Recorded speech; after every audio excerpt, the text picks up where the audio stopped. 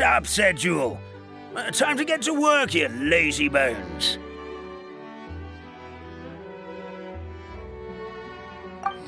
I can't remember how to call the train. Just let me sleep a little longer, then I'm sure I'll remember. Don't try to pull one over on me, young man. Your fading disorder has been cured. I saw you chugging cup after cup of magic tonic in the tavern last night. You must be mistaken, Grandpa Almond. That guy definitely wasn't me. Oh, you remember my name now, do you? Then it seems like you're all better. You had no idea who I was when you were fading. Now, enough of your nonsense. Get up. The fairy and her friends are going to be here any second. All right, I'm up. The Maritime Express should be here soon. That's more like it. Lie there any longer and you'll start gathering dust. Is everything okay? The hero, her pixie companion, and the forest fairy. I didn't know you were already here. Oh, merciful macadamias. I'm sorry you had to see that. Oh, it's all right. Paimon knows the feeling. Who doesn't want to sleep in first thing in the morning? Does the Maritime Express run out of Constellation Metropole? Yes, each train needs a conductor to operate, and the conductors are always from the capital. The more difficult maneuvers are a little too complicated when you're made of paper. Oh, so you mean the people of Constellation Metropole aren't origami animals like you?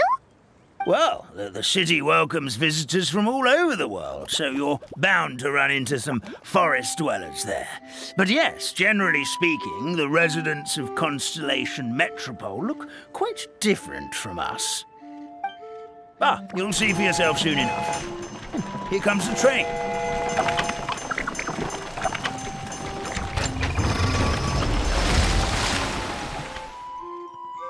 Pleasure to meet you, everyone. My name is Will, and I'll be the conductor for your journey today. I'm assuming you're the ones who called the train. Whoa, it's a little toy man! Yes, we called the train. The hero and the forest fairy need a ride to Constellation Metropole. The hero and the forest fairy, the ones from the prophecy.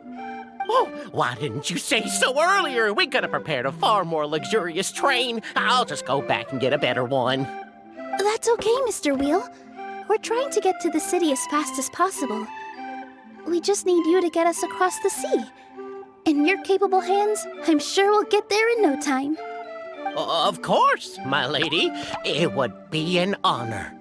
Well then, all aboard, sit anywhere you like. We'll get a stunning view of Simulanka no matter where you're seated.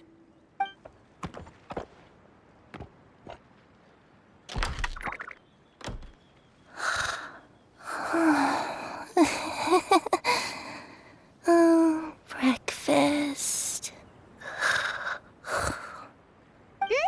Did one of you just say something?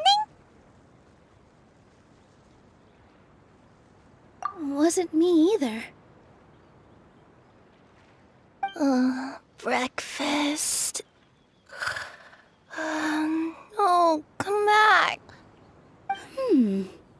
Sounds like the voice is coming from inside the train.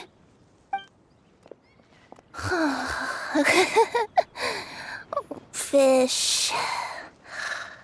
Chicken drumsticks. Oh, gotcha. What's Kirara doing here?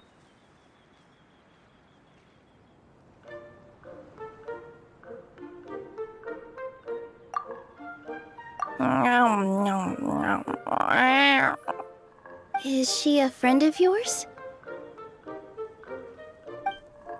Oh, let Paimon introduce you. This is Kirara. She's... Oh, wait. Actually, maybe we should wake her up first. So noisy. Is it morning already?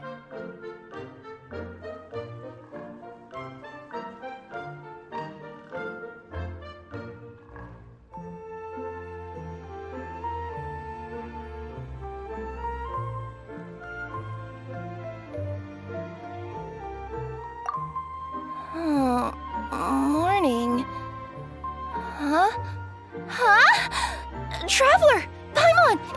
It's you? Which means... Oh, thank goodness. It was all a dream after all.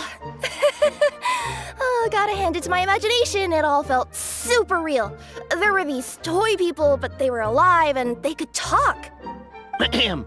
Madam, sleeping overnight in the train car is prohibited.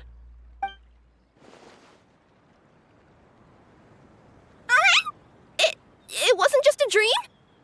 It's all right, Kirara. Apparently we're in a world called Simulanka. We got here yesterday, too. Simulanka? So, that's what it's called. I spent all day yesterday wandering around this one city. The toy people called it Constellation Metropole. I was trying to find a way to get back home. I was seriously starting to think I had gotten on the bad side of some great yokai and gotten swallowed whole. Ah, I take it you're Inazuman then, Miss Kirara? She sure is. But, Kirara here is kinda special. Let Paimon introduce you for real this time. Kirara is a Nekomata from Inazuma. She works as a courier for Komanie Express. Ah, nice to meet you. I'm Nilu, a member of Zubair Theater. You can usually find us performing in Sumeru City's Grand Bazaar. Right now, though, I suppose I should introduce myself as the Fairy of the Forest of Blessings. Oh, you're Nilu! I've heard a lot about you from my deliveries in Sumeru. I even saw one of your performances back in the day. You're an amazing dancer. But, did you say you were a forest fairy?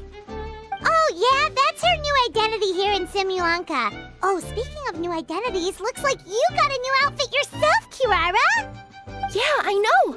It confused the heck out of me yesterday. I just woke up in a set of brand new clothes I'd never seen before. That must mean you have a big part to play here, too!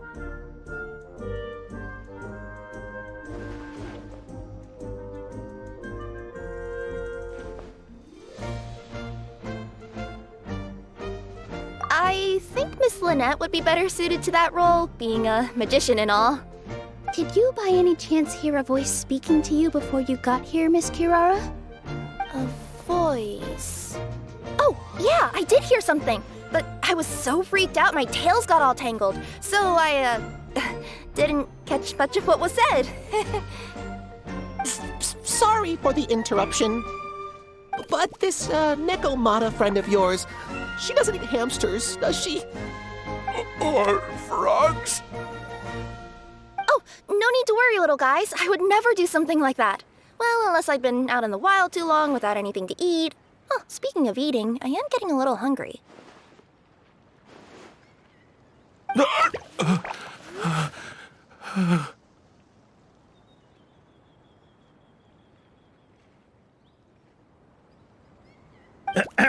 Where are your manners, everyone? This young lady is a trusted friend of our esteemed hero. Now, I know a fear of felines is etched into us with ink, but I'm certain Miss Nekomata in boots here means us no harm. It sure looks like you're keeping your distance, though, Grandpa Almond. You will have nothing to fear, I promise. I met some origami animals in Constellation Metropole yesterday, and I even made sure to retract my claws so I didn't hurt them by accident. Plus, you all look just about as tasty as the cardboard boxes I deliver. Not that I'd try to eat you even if you did look tasty. Promise. Please excuse us, Mom. It's just an unconscious reaction. Ahem.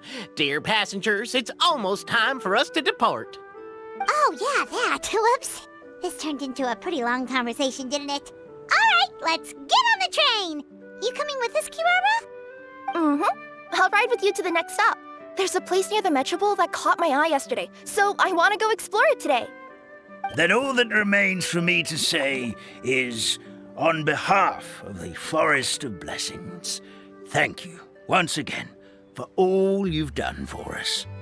May the goddess of fate be with you and bless your journey. Madam Fairy, Miss Nekomata in boots, and our brave heroes. Please do visit us in the Forest of Blessings again. once peace has returned to this land. We will. We'll definitely meet again. Take care, Grandpa Almond.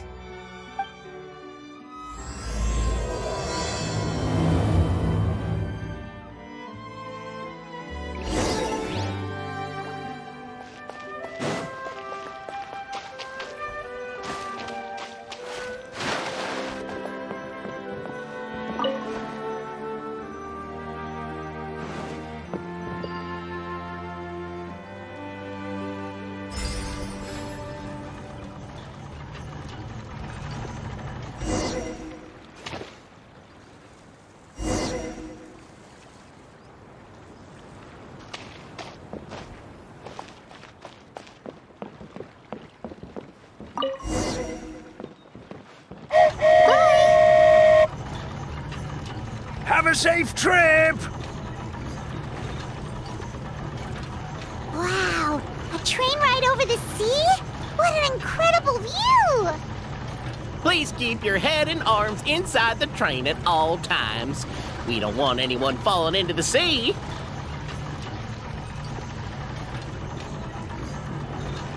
There's a train coming the other way too! Hey! And now that the fading disorder is cured, I'm sure the forest will be a lively place again in no time.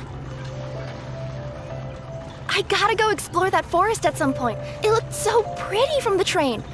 I just hope they, won't be too scared of me.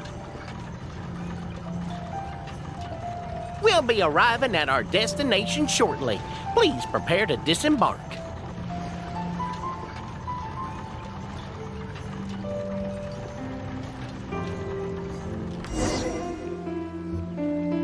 Here we are!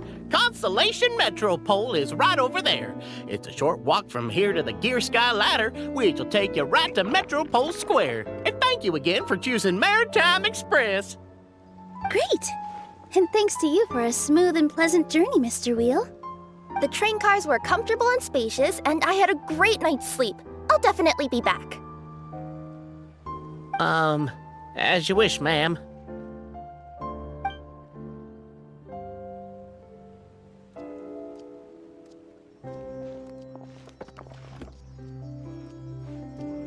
Where should we go next? Is that place you wanted to check out nearby? Mm-hmm. I took a walk around yesterday, and it felt like there was something weird about it. So, I think I'll indulge my curiosity and go investigate. Want us to come with you? It's okay. You guys go ahead and visit the Metropole for now. Hopefully, that's where you'll be able to find out some more about this world. I pretty much explored the whole place from the rooftops yesterday, but for some reason, this is the place that caught my attention. You know what I mean, right? Like when you get a stone stuck in your claw or something, it keeps nagging at you to dig it out, but you can't focus on anything else until you do. Don't worry, if you run into any trouble, I'll be there faster than you can say gold level courier of the Comania Express. Okay, fair enough. We'll head to the Metropole then. Guess this is where we say bye for now.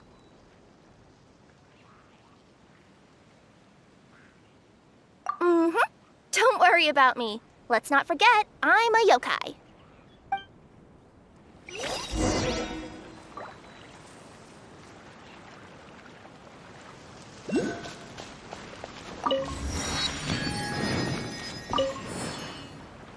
Hey, are you guys already finished with everything in the Metropole? No need to prioritize me. There's just this place I really want to go check out. Feel free to get back to me once you've got everything sorted out.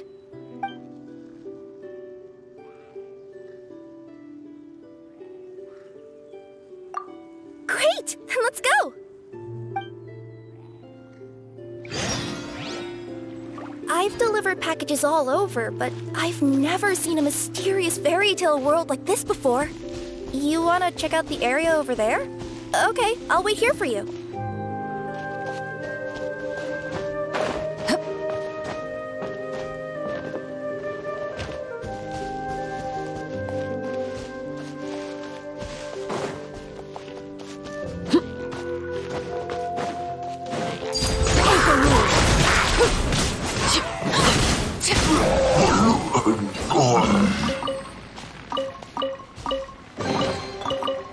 massive bounty.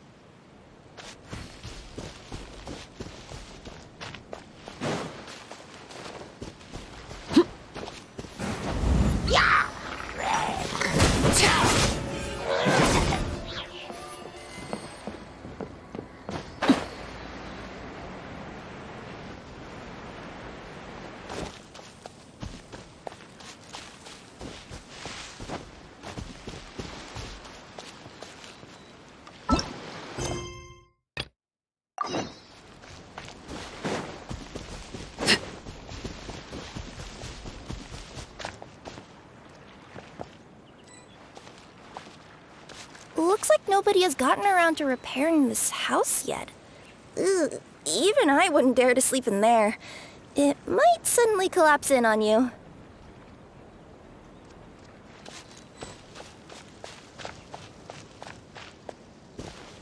Nothing to see here either.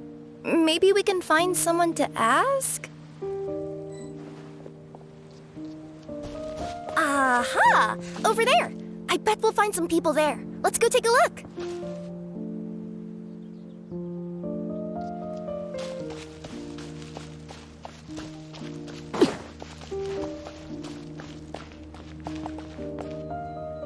Uh-huh.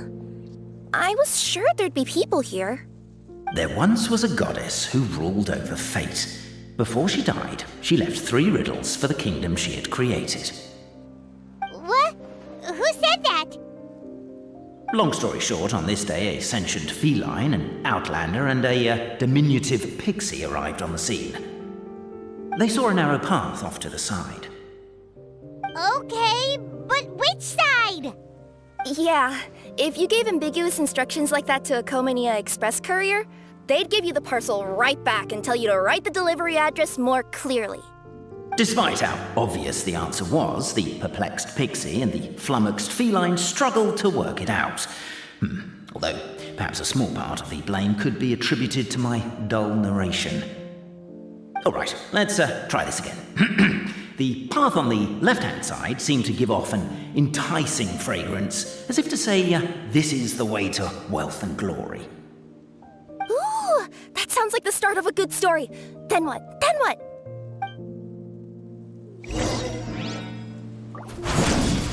At the end of the path, the motley crew would soon spot a secret stone room. A prophecy had once foretold of a marquis who shall one day venture inside, and thus it is named the Future Marquis's Abode to Be. You like it? The Future Marquis's Abode to Be? Got a nice ring to it, doesn't it? That was a little bit boastful. But before you continue, I must warn you of the danger that lies ahead. For example, under no circumstances should you sit on the chair in the center. Otherwise, the consequences could be a bit embarrassing.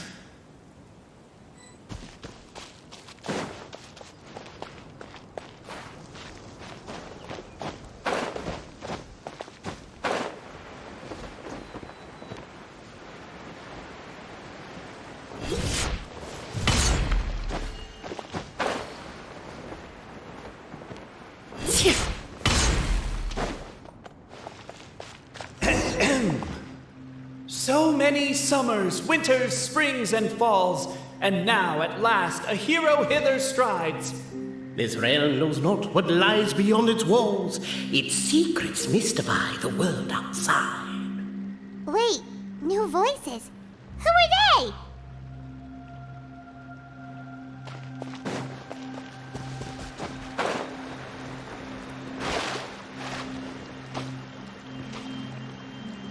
The tabletop engrosses your attent. Perhaps, perchance, peruse these pages thence. They surely represent no ill intent. Ask. Hey, Bobarano, maybe quit showing off and try using words she'll actually understand. I can either rhyme like a bard, or I can curse like a sailor. And right now, Cape, you are seriously tempting me towards the latter.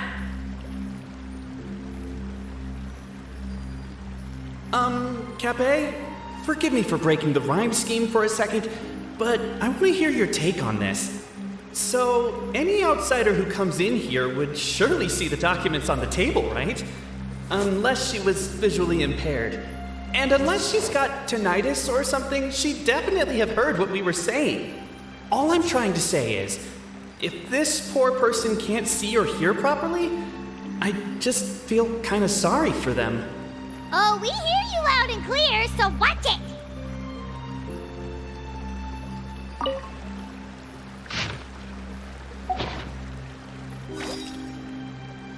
Captivated by the epic poetry and enthralled by the outstanding storytelling, the Outlanders knew what their next objective was. Namely, to remove the clockwork key from the raised platform up ahead.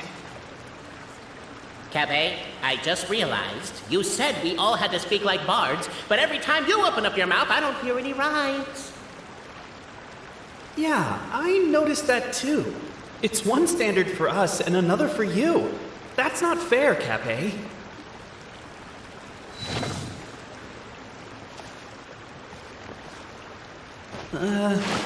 Perhaps the Outlanders are worried that something drastic will happen the moment they remove it. Maybe that's why. With wood and earthenware strewn all around, the demon feline's fury can't be quelled, reducing them to rubble on the ground. No, you don't. I wrote that line. Don't start plagiarizing me just because you can't take a bit of criticism. As the Outlander stands before the clockwork key, they're overcome by a sudden urge to set it free. Also, Cape, that'll be my last rhyming line. I'm not writing any more poetry until you apologize. What does it matter anyway? I've lost count of how many people have tried this before. No one's getting that key out.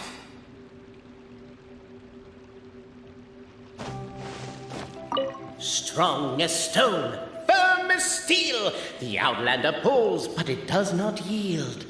This has happened many times before, but this time is different. A thought enters the Outlander's mind. Attack! Attack! First weaken the structure, then seize the treasure!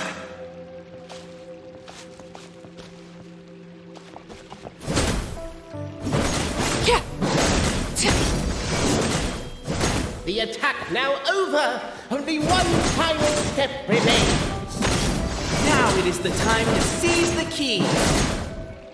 Yes! Finally! Come on, move your butts! And your lights, assuming they're still in working order. It's showtime! No hard feelings about your lack of poetic contributions? Oh, let it go!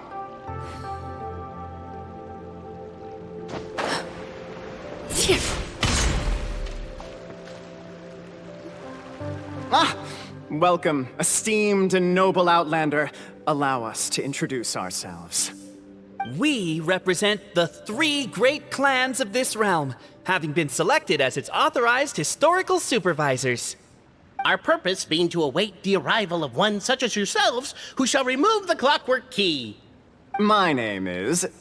You're Cape, he's Albizzi, and that's Bobarano, right? You've done so much talking that we can already tell you apart by your voices. Aren't we missing someone, though? The guy who led us here to begin with? Who? And thus was born the long-awaited fellowship, destined to uncover the truth of the past.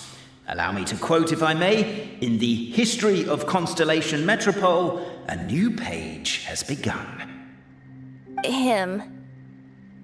Well, there's no fourth person, so which of you is the ventriloquist? Come on, out with it. We've never heard that voice before, but he sounds like he'd be good at reading bedtime stories to children. Well, whoever it is, I don't know and I don't care. Forget about him. We have far more important things to focus on, like where our journey goes from here. That key you hold is the pivot point about which the past and present of the Metropole revolve. However, between our 3 clans, there is some dispute over the historical record. Each clan has its own version of history, detailing the clan's origins and the tale of the dragon of old. And unfortunately, we don't know which one is the truth. Dragon? You mean the one that's been acting up recently? Oh, no, not that one, you adorable little pixie. When I say dragon of old... He means a dragon that would be really, really old if it was still with us today, but it was defeated in ancient times. The new one has nothing to do with our clan history. Was that supposed to be a joke? Anyway, so you've been waiting for someone to remove the key so you can finally explore the truth of the past? Not just explore it, but argue incessantly about it. Honestly, I don't care that much. Cape's the one who's always bothering us about it. What we need to figure out is who resolved the dragon crisis. We have to know that before we can decide which is the supreme clan. The moment you removed the key from where it was lodged, you became the honorary Marquis. We humbly beseech you, noble Outlander. Noble Traveler Marquis, we ask you to help us. You and your talking Puss in Boots and the pale floating pixie. Puss in Boots? Are you serious? It's better than demon feline, but still. Embrace it, my friend, embrace it. Most cats don't wear boots or speak, do they? I'm not even a cat, I'm a Nekomata. Now that you know the word, I expect you to use it. Please allow me to lead you all to a sacred memorial site. It will be much easier to explain what needs to be done once we are there.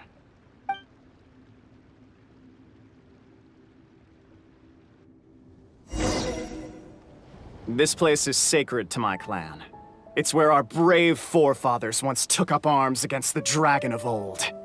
After a bitter battle that dragged on for many days and nights, finally, our forefathers fought the dragon into submission, and it fled.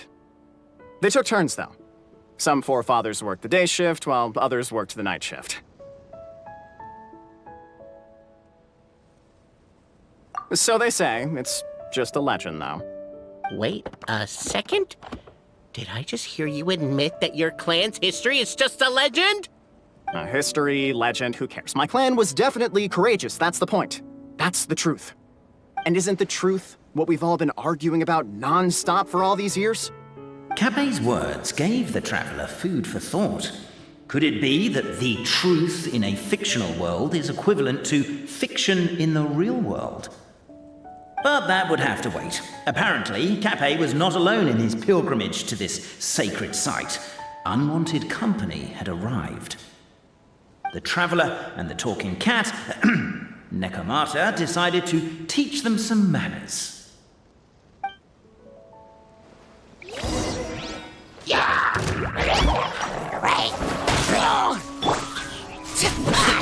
Transfixed! True display of heroism and valor. It was as if the spirits of my ancestors... Your martial prowess and show of courage are a more vivid reenactment of my ancestors' feats that suit the modern aesthetic. Now, let's get down to business. As we all know, time is but an illusion. Time may flow line by line, page by page, or frame by frame, but usually it flows in the form of springs and gears. And that clockwork key you have in your hand can turn back time and make the past reappear. Well, actually, my view is that the illusion of time is more of a problem of consciousness. Gears power the body, while the body is the vessel of the conscious mind. But the mind cannot understand the dimension of time, so we experience instead an endless continuum of moments as the pinion of now turns along the rack of ages. I'm getting flashbacks to when I was delivering packages to the Sumeru Academia. A teacher once asked Albizzi what his greatest fear was, and he replied, dragons. Boberano was asked the same question. He replied, time, and repeated the argument we just heard. The teacher then turned to Cape and posed the same question. He replied, Boberano. The manuscript that tells the truth of the historical record, the blueprint to all of creation, the work of the great mage themselves. It can be found at the beginning of the Gilrak, and on the very first page of the book. Paimon didn't follow all that, but basically, you're just saying that we need to put the key in and turn it all the way back? Exactly. It is said that in the beginning, the goddess of creation took the goddess of fate's manuscript as a blueprint, placed it under the goddess of prophecy's starry realm, and generated the world from a few magic arrays. So in a few moments, when the great clockwork key turns the local time here back to the very beginning, we will restore the magic arrays back to their original configurations. Hold on, isn't stealing part of the blueprint of creation a little dangerous? Also, how are we supposed to know the original configurations of the magic arrays? Well, the general shapes of the configurations have been passed down over the ages. They now form the family crests of each of our clans. So you'll just need to reference my family crest and join the dots accordingly.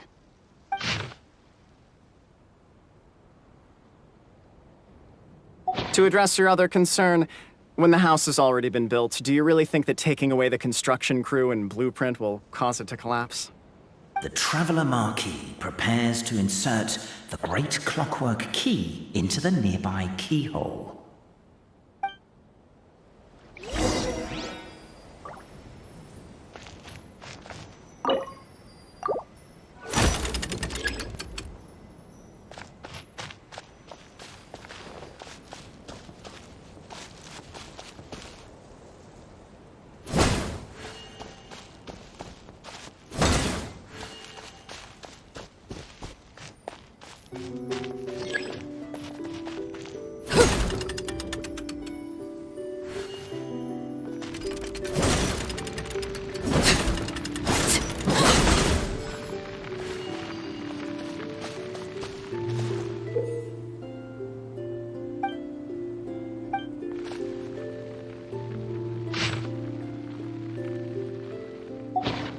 I guess we should start here?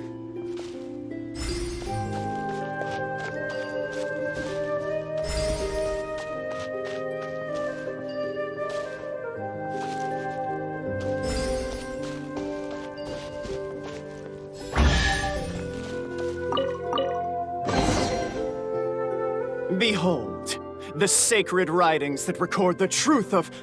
No, wait. That have shaped the truth of history. Gather round and let us bear witness.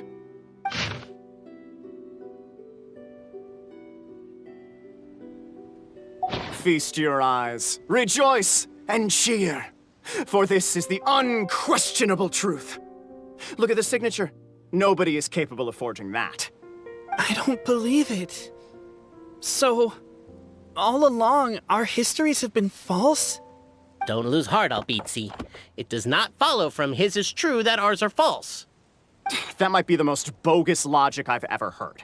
But keep up the mental gymnastics, Boberano. I've been waiting for that look of jealousy on your face my whole life, and I'm gonna savor it. And yet, it seemed that this conundrum could indeed have more than one solution. Everyone agreed that there may be more than one truth. The party decided to visit the sacred sites of the other clans and see what their documents had to say. Isn't a narrator supposed to remain detached and objective? It feels like you're forcing a narrative agenda on us here. Well, whatever. I'm in a good mood. Let's do it. The instructions say to repeat the process 3 times, and besides, I'm looking forward to watching you both be sorely disappointed. Let's do my clan next. I'll lead the way. We'll need the key again, right? Let me see if I can pull it out. Yoink!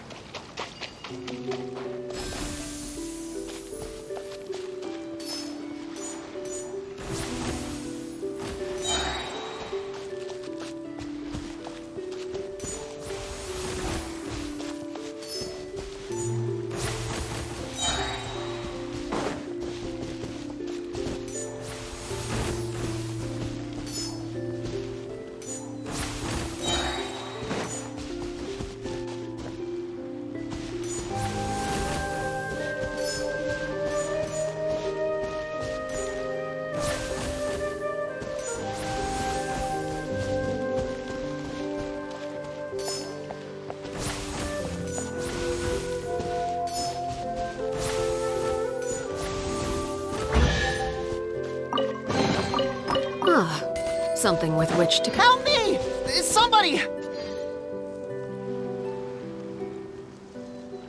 Help me! Help! Oh, Goddess of Prophecy above, would you kind souls please help us? What happened here? Why are you all suspended in midair? I mean, being stuck in midair still beats falling to the ground and being smashed into a pile of blocks, but... I told him to be careful, but... No. Never mind. Now's not the time for that. My good friends, could I trouble you to turn the clockwork key over there? I'll explain everything in a bit.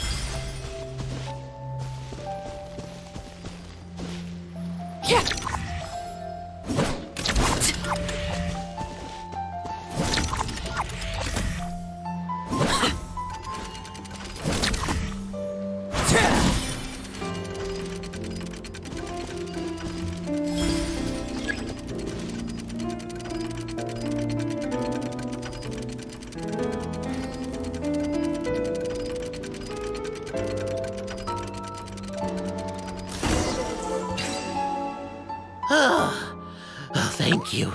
Oh, thank you. What happened there? It almost seemed like we turned back time.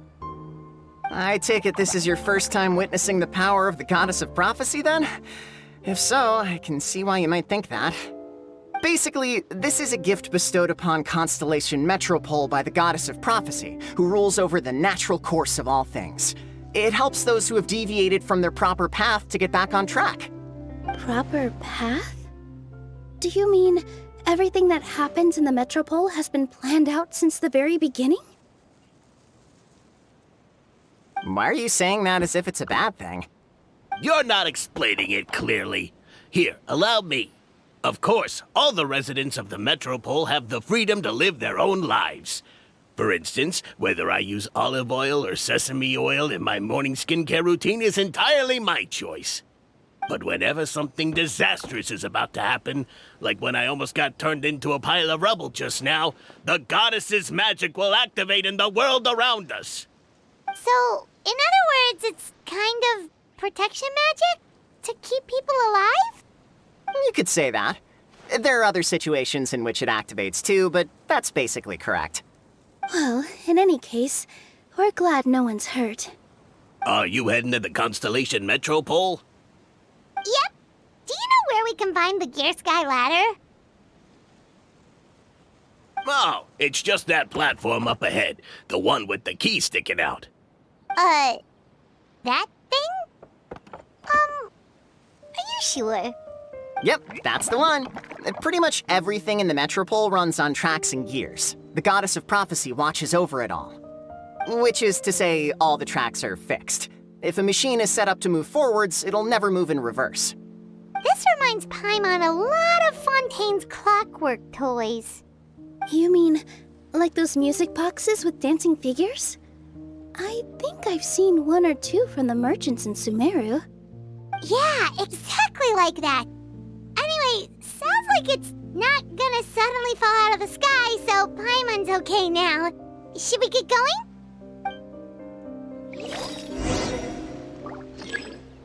Everlasting as the moon! An impressive bounty.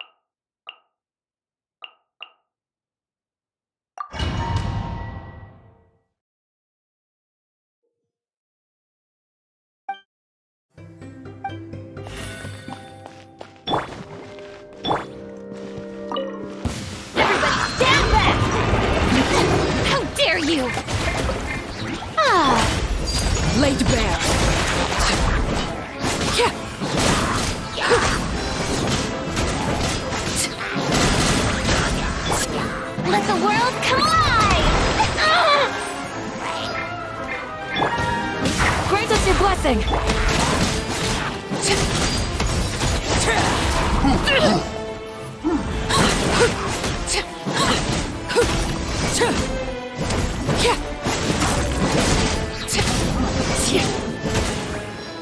What you got? Teamwork is dreamwork! Strike a pose! Pitiful. Witness my rise.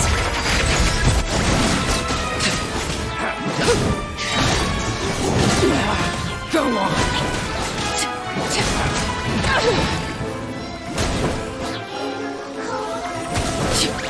Everlasting as the moon. Transfixed.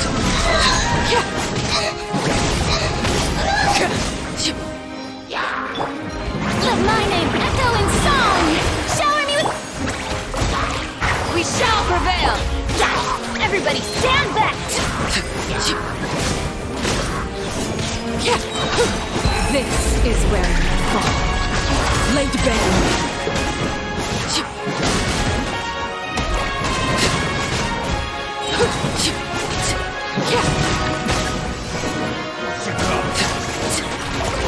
Witness my rise. Transfixed.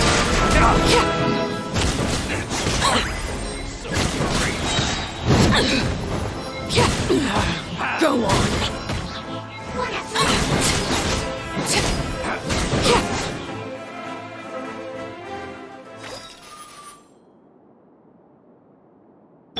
Let's dance!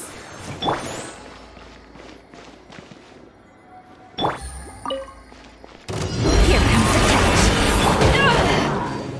To ashes.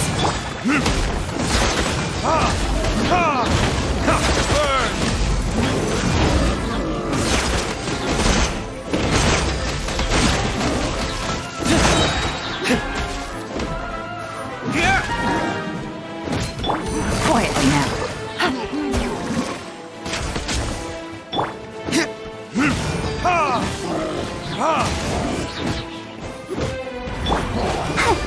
Let the show begin. Things are about to get dicey. Verdict is...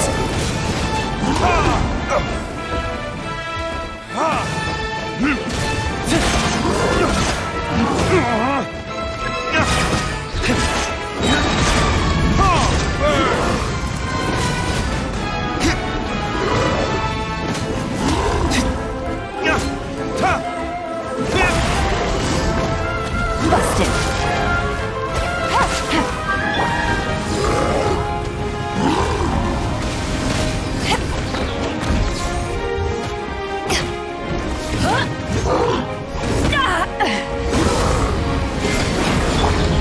Ready, steady, go! I'll protect us. Power that ended height. Verdict is...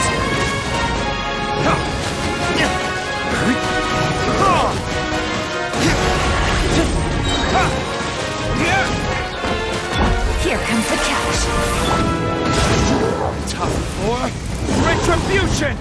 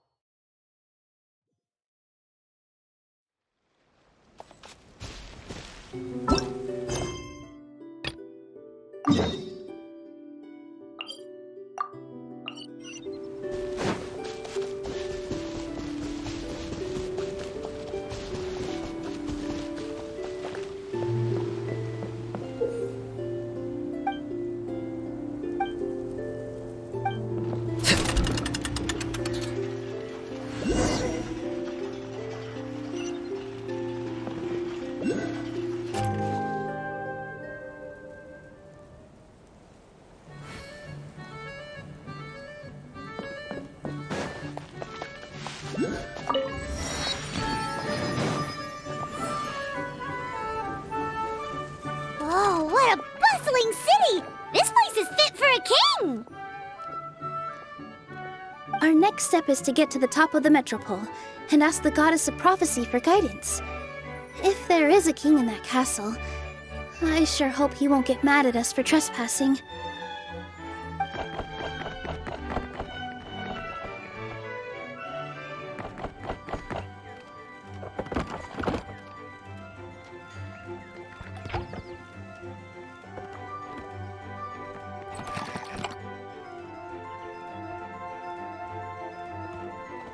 Make way for the king!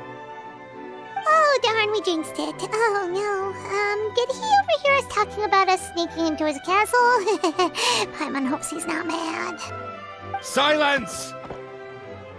The one who shall soon stand before you is the ruler of Constellation Metropole, the one who descended after a meteor shower, and the protector of order and all the stars in the sky.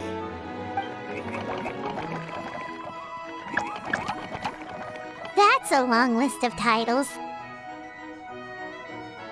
I bid ye welcome, guests from afar. Long have I heard of your grand deeds, O fairy, who restored the lifeblood of the forest, O hero, who... huh? Navia! Hold your foul tongue! How dare you utter Her Majesty's name! Nice one, partner.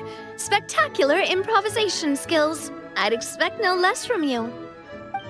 All right. You can relax now. Allow me to make some introductions. This is the Traveler, and her trusty companion, Paimon. You are personal friends with Her Majesty the King? Please, forgive our grievous mistake. We had no idea. All right, the welcome ceremony is over. Everyone back to your stations. I will personally treat our guests to some royal hospitality. Yes, Your Majesty.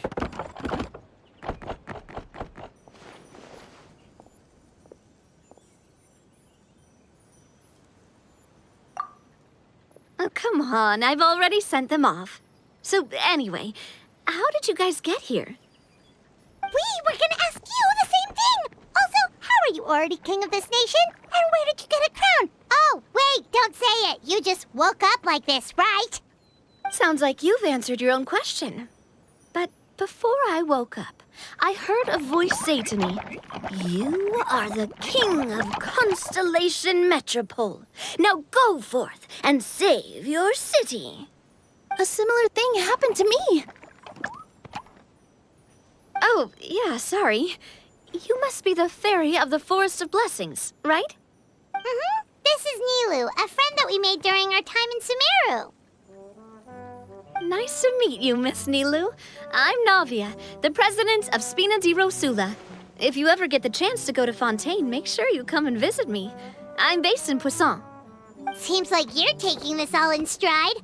Aren't you nervous about getting stuck here and never being able to get back home? Why would I be worried about that? We've faced much bigger problems than this before, and we always pull through. This should be a piece of cake. Besides, life's always full of surprises. You gotta learn to just enjoy it. That sounds like a great outlook on life. You have a very optimistic spirit. Thanks, I'll take that. Honestly, though, it also puts me at ease to find out that you guys are the fairy and heroes that I've been hearing about in this prophecy. We're kind of veterans at dealing with prophecies by now, aren't we? About that, has anything bad happened in the Metropole? We heard about an evil dragon. Did it make a mess here too? It sure did. Apparently, for whatever reason, he went for the stars above the city recently. Literally just flew up and started snatching them out of the sky. Luckily, the guards responded quickly and stopped the dragon from taking them back to his lair. Unfortunately, though, he dropped them before he flew off. Now they're scattered all around the metropole. I've been out trying to retrieve them, but I only managed to get one of them before you showed up. Oh, I didn't ask yet. What brings you to the metropole anyway? Oh, Paimon can explain.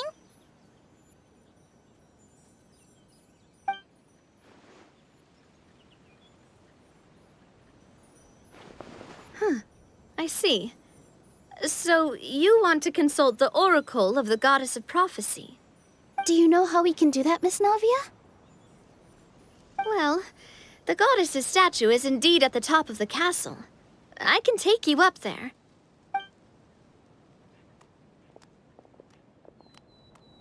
However, I've heard from the citizens here that the goddess hasn't given out any new revelations in a very long time.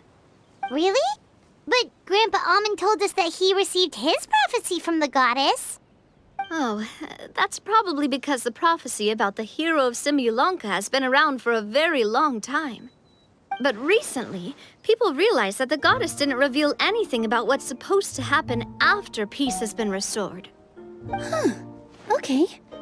Still, can't hurt to try your luck. And maybe you can help me get rid of the invaders while we're at it. Invaders? So the dragon's not your only problem? Right. The forest isn't the only place where strange things have been happening to the residents. Have you come across the gift from the goddess of prophecy yet? You mean the protection magic that stops them from coming to harm? We saw it in action. Yep, that's the one. Over the past little while, this magic has been triggering far more frequently. We don't know if it's simply because the metropole has grown a lot more dangerous, or if there's a deeper reason behind it. Some residents find themselves getting stuck in a place and unable to move. Others start repeating the same thing over and over again, like they're trapped in some kind of loop.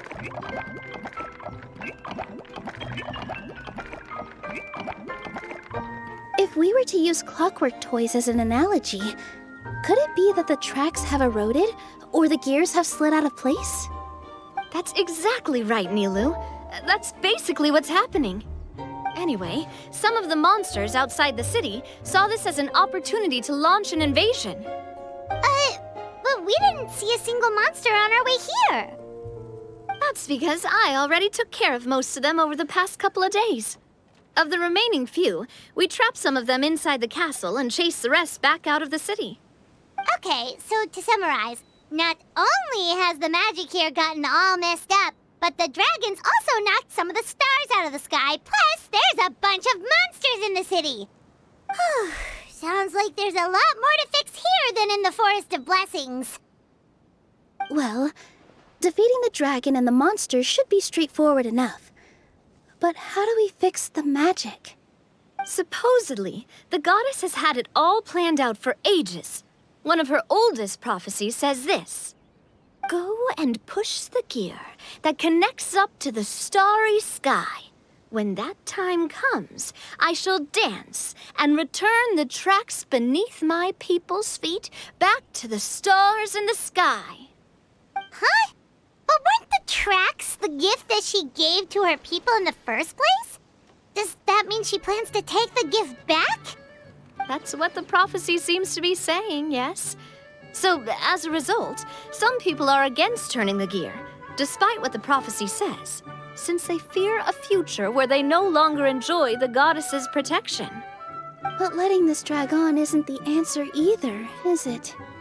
No, and I think they know that. But they're just too afraid to take that final, terrifying step. They're still hoping there might be an alternative solution. Now, we could ignore their objections and go turn the gear ourselves. But... Exactly. You know me well. And that's why you're my partner. I want to get as many people on my side as possible. At the end of the day, this is their city, and they should have the right to decide its future. Ooh, spoken like a true wise king, Navia. I am the boss of Spina di Rosula, after all. This may be my first time as a king, but there are a few similarities between the two roles.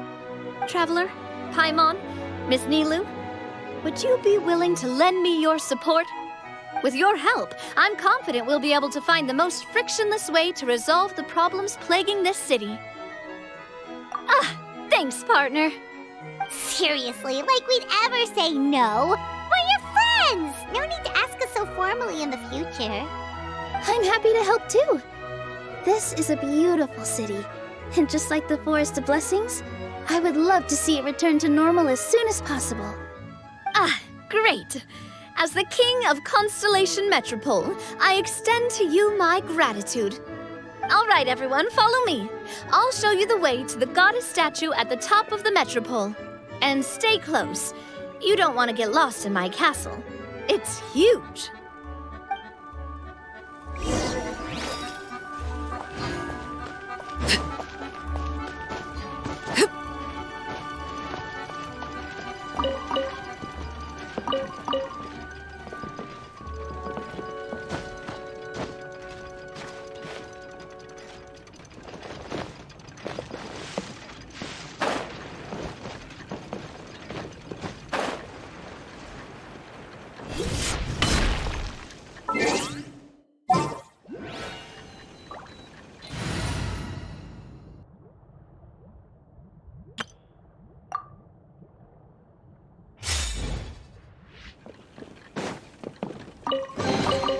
If these items are unclaimed, we may take them without controversy.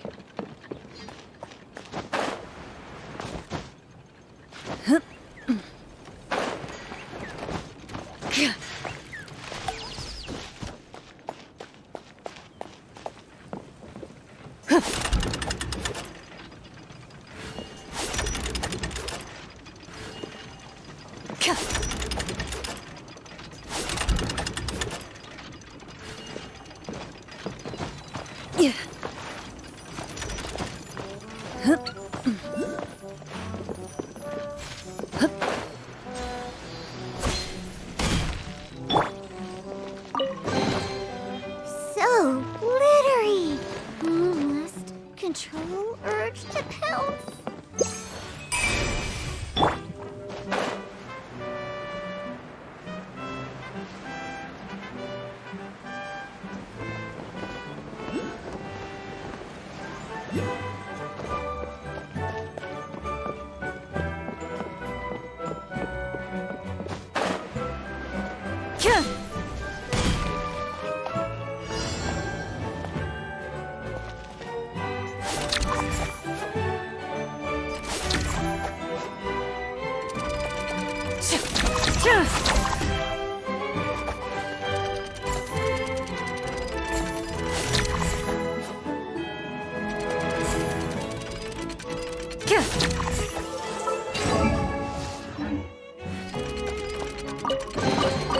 If these items are unclaimed, we may take them without controversy.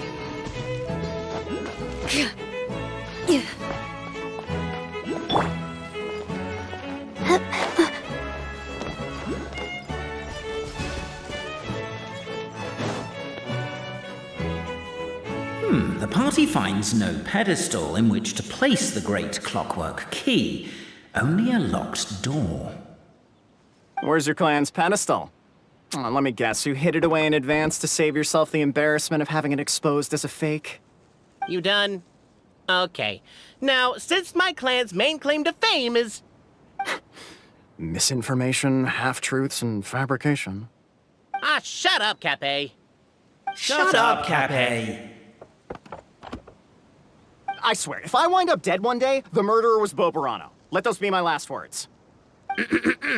My clan's claim to fame is that we outwitted the Dragon of Old and stole its treasure.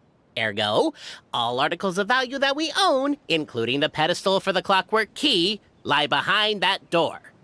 So, next step is open the door? Almost. There's one step before that.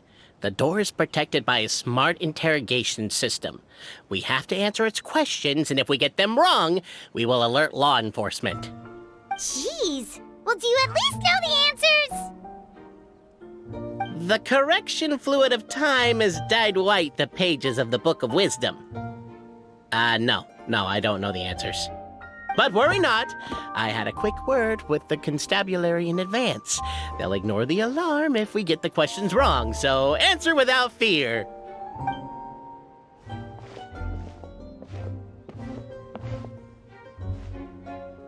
Question 1. Who is it?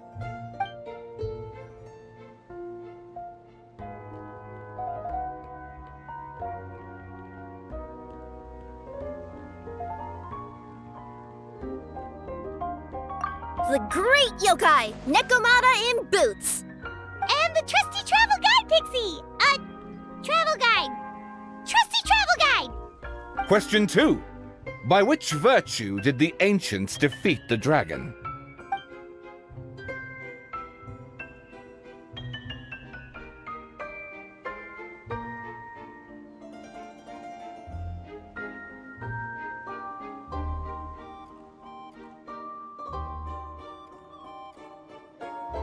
If this is the right answer, I swear I'll...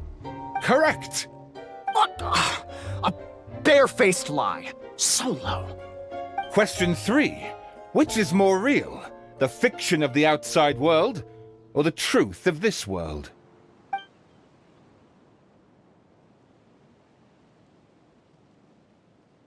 Hear, hear! Who can be sure that the outside world isn't just a dream, and that when the dreamer wakes up, they won't just find themselves inside a novel?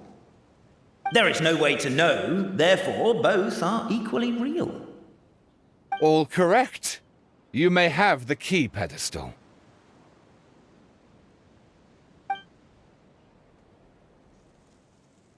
Traveler Marquis, you know what must be done. Please insert the great clockwork key. Oh, and this is my family crest.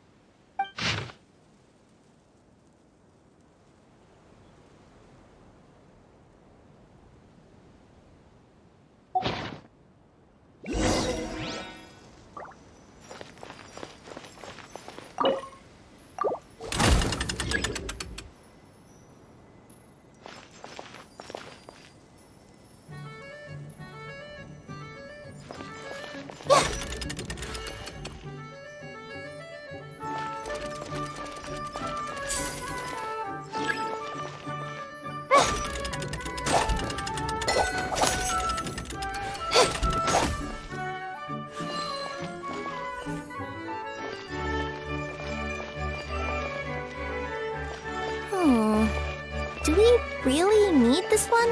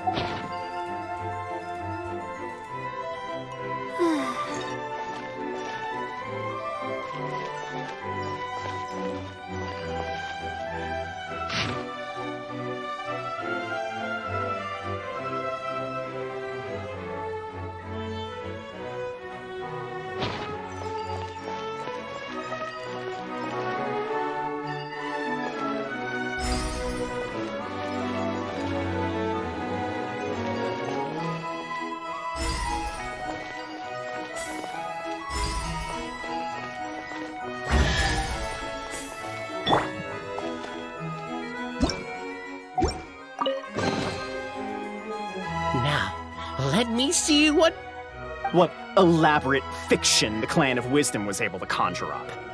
If anyone's listening, I would like to submit these as my last words. I surrender. I'm the one who murdered Tappy.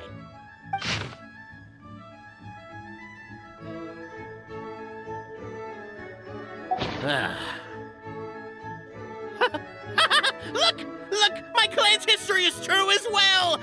There's that same unforgeable signature again, right here! What? Oh, does this mean that my clan is the only odd one out?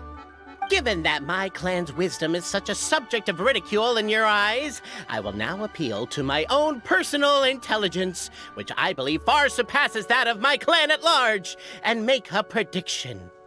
It seems likely that the claims made by each of our clans regarding their history and virtue are all true. Boberano? How can that be? Oh, I get what's going on.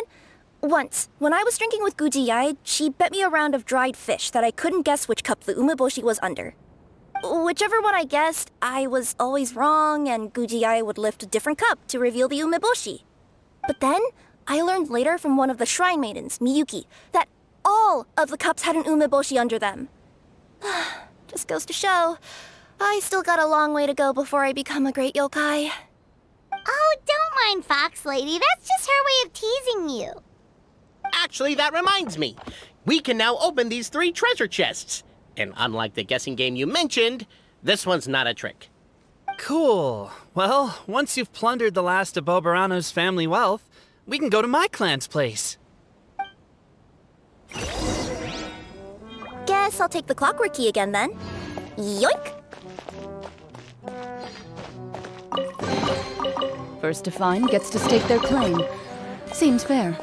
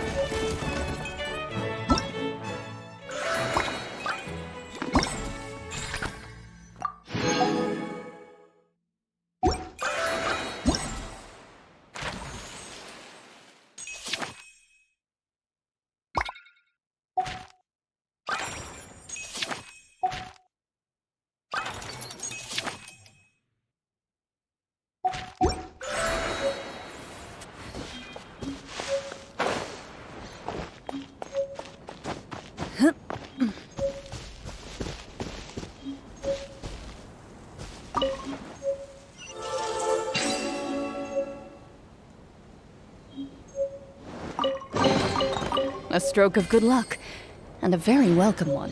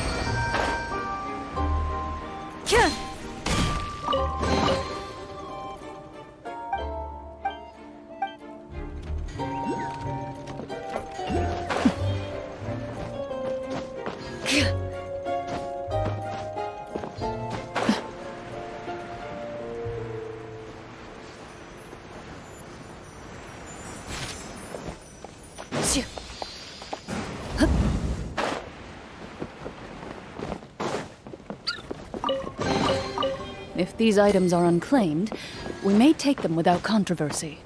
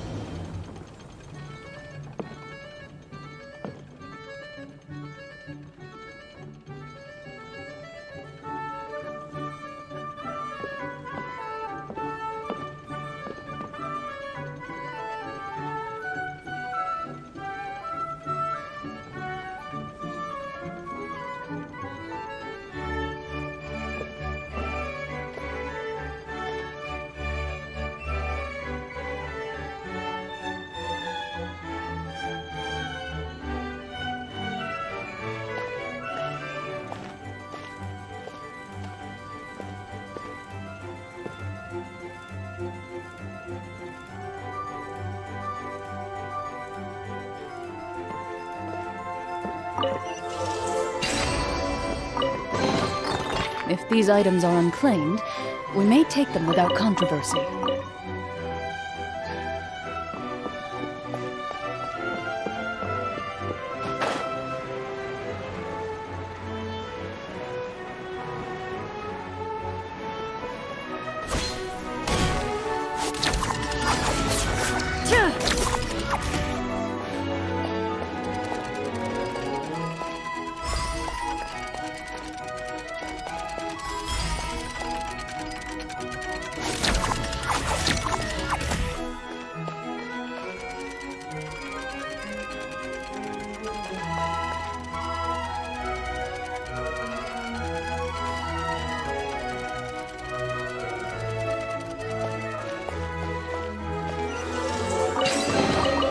First to find gets to stake their claim.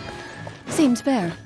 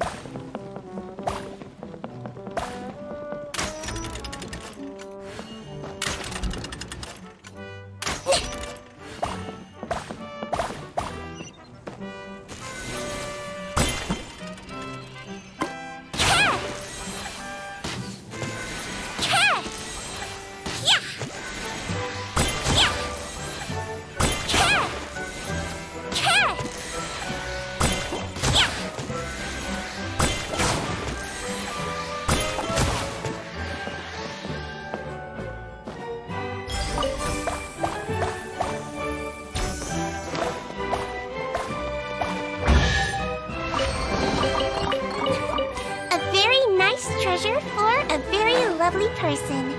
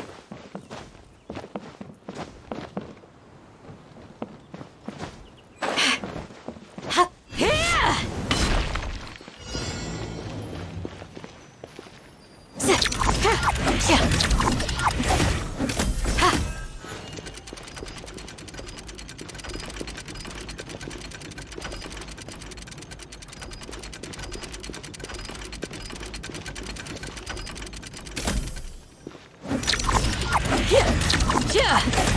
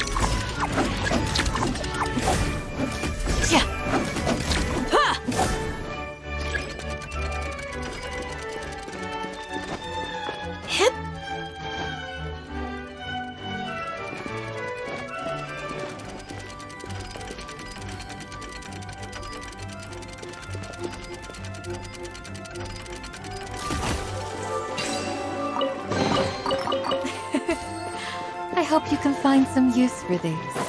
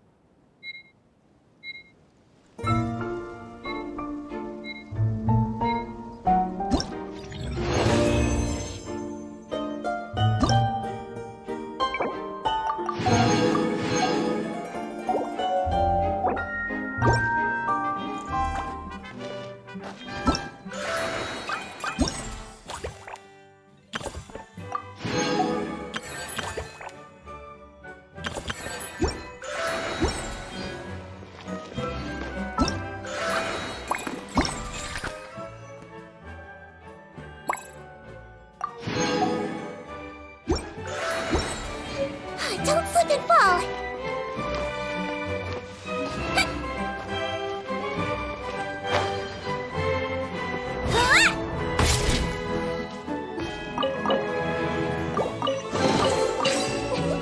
A very nice treasure for a very lovely person.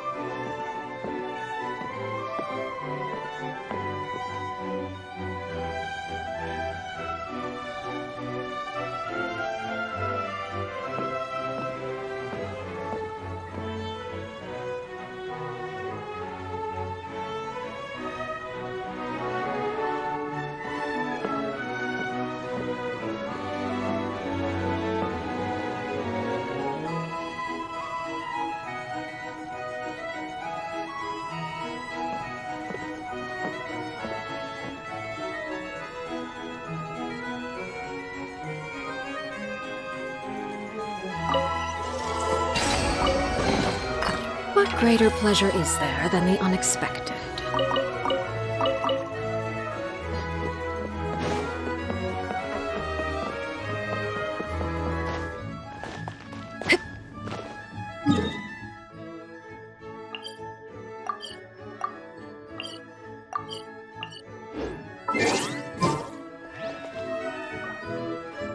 Huh?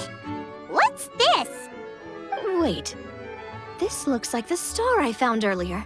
I told the guards to place it near the goddess statue. Maybe they ran into some trouble up there. Guess we'd better hurry.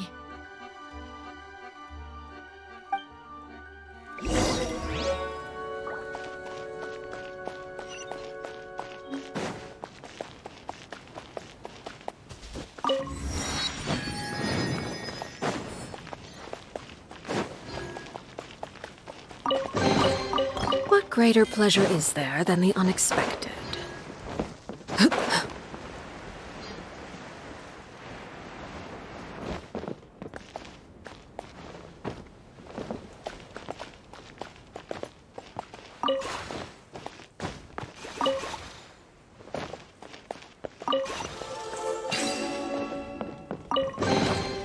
Ah, something with which to commemorate this occasion.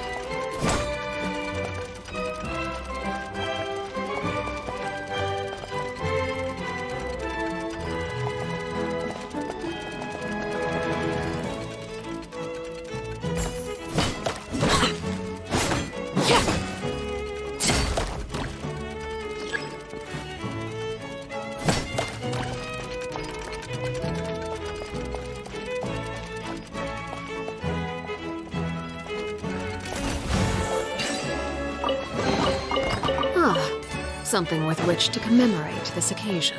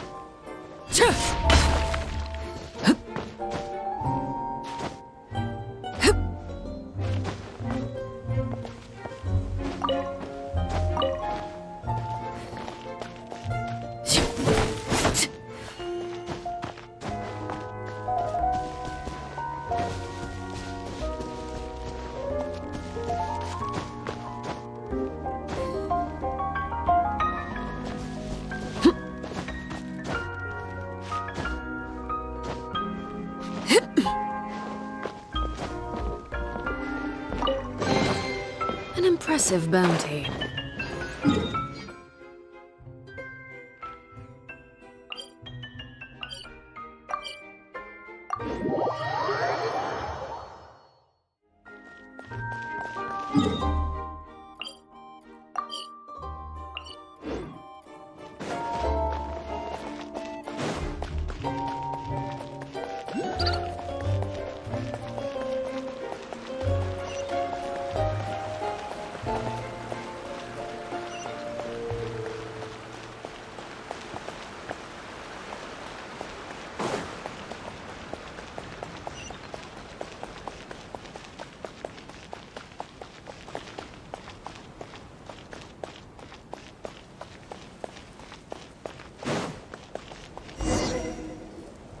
The cohort of truth-seekers followed Albizzi to his clan's sacred site.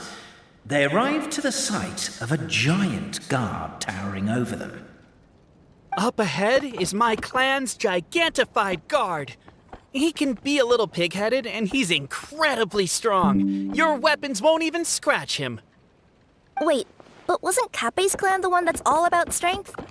So, what do you guys believe in then? Oh, the guard is one of Kappei's people. Size is a coveted trait in the clan of strength, after all. Mine is the clan of empathy, and our key contribution is growth serum. What's empathetic about that? Our ancestors believed that, just maybe, the dragon of old didn't mean us any harm at all. Perhaps the dragon simply didn't notice us, since we are so very tiny. So, they drank the growth serum and grew even larger than the dragon.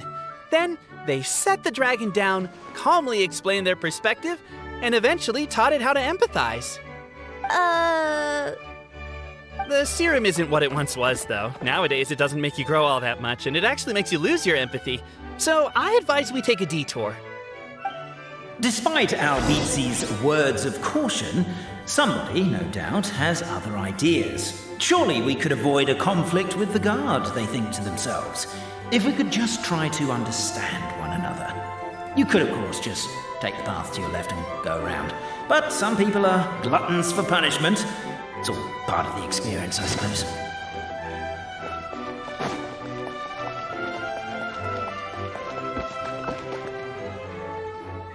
Everyone, I have returned. I come with the long-awaited Marquis and their followers to search for the lost origins of our clan. Well, we weren't told anything about that this morning. Get out of here. Leave us alone.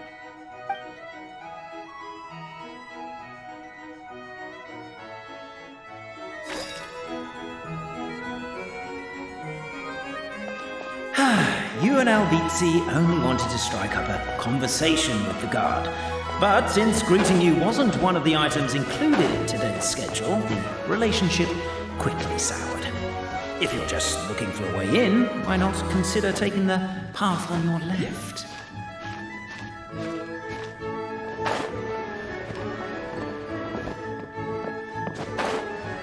Determined, presumably, to always do what is right and never do what is not. We should be getting close. Why is this place so full of junk? Are you the kind of people who never throw away the box when you buy something because you're worried you won't be able to return it without the original packaging? We'll never find the Oracle Pillars in all this mess. Never mind that. We have a more pressing issue. It seems there's a slight problem with my clan's family crest. The Marquis may need to utilize their wisdom to solve the issue.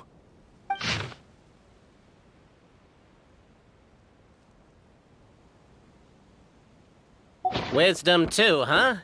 Well, you guys have a bit of everything, don't you? Except empathy.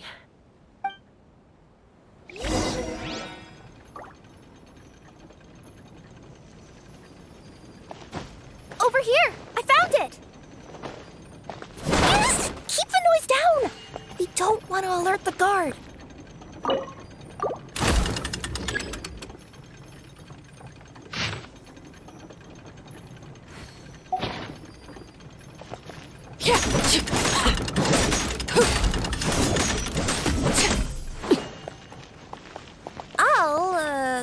I'll go keep watch.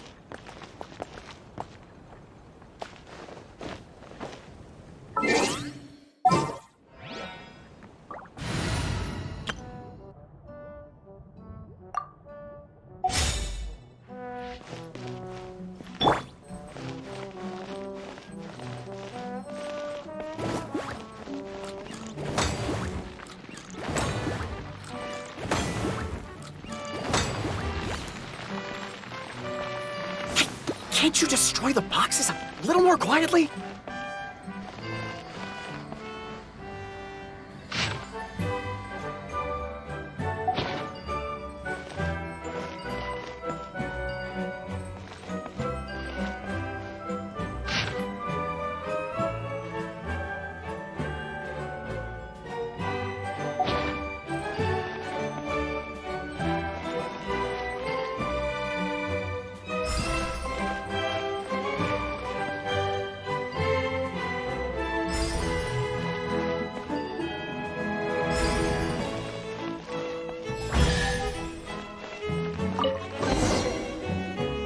This is the last one.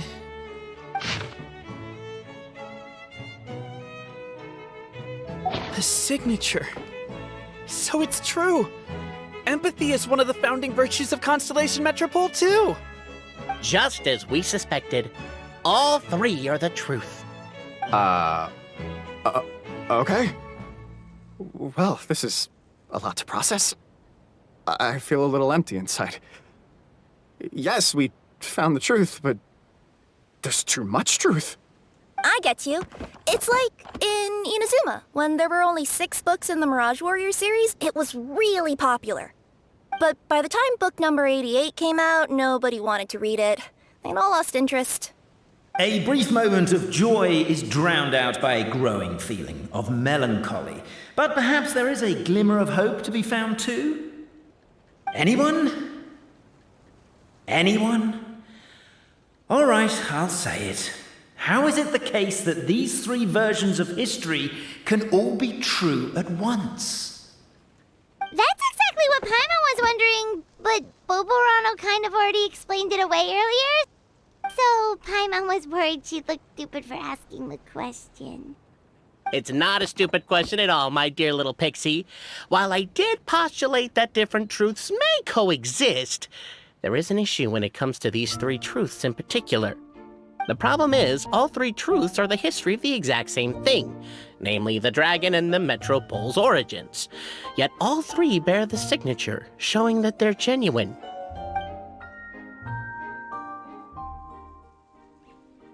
Suddenly, the sound of a bell rings out.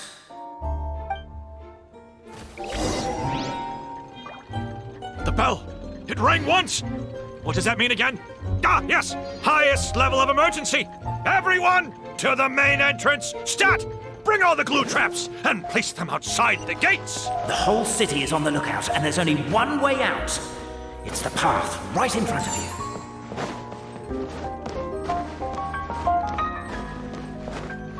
Why'd they ring the bell anyway? Also, why is 1 ring the highest level of emergency? Obviously because you have to respond fast when it's an emergency. It'd be a bit too late if they waited till the 99th ring.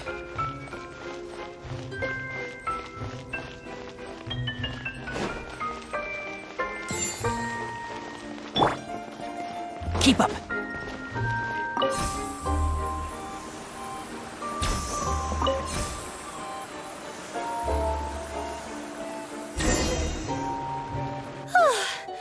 We made it out. Don't know if we'll still be needing this clockwork key, but I yoinked it out before we ran, just in case. Okay, but back to the truth problem. There are 3 conflicting versions of the truth, and somehow they're all still true. What is that supposed to mean? I don't know. I doubt anyone here in Simulanka could make sense of it.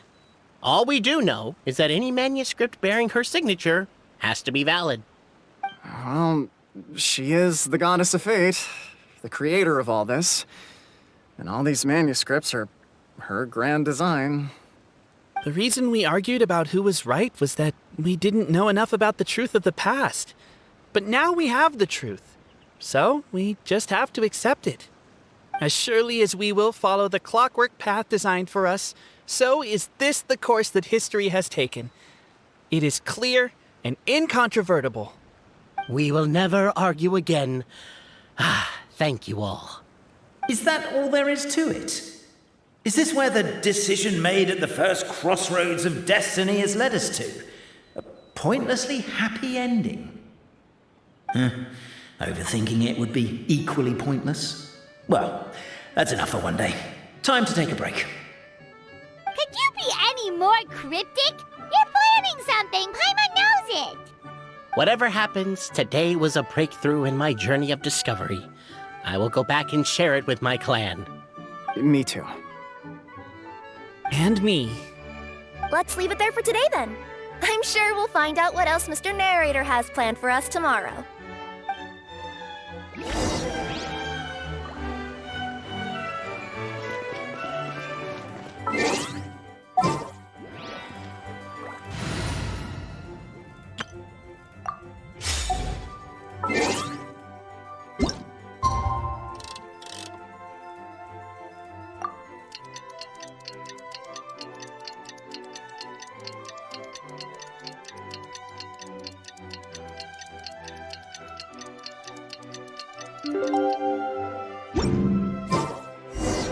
What a beautiful day, thought the traveller, before she was overcome by a creeping sense of foreboding.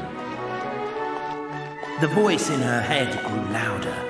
Must go to Pendulum Lane. Punch ahead! Something must have happened here after all. Everyone's crowded around.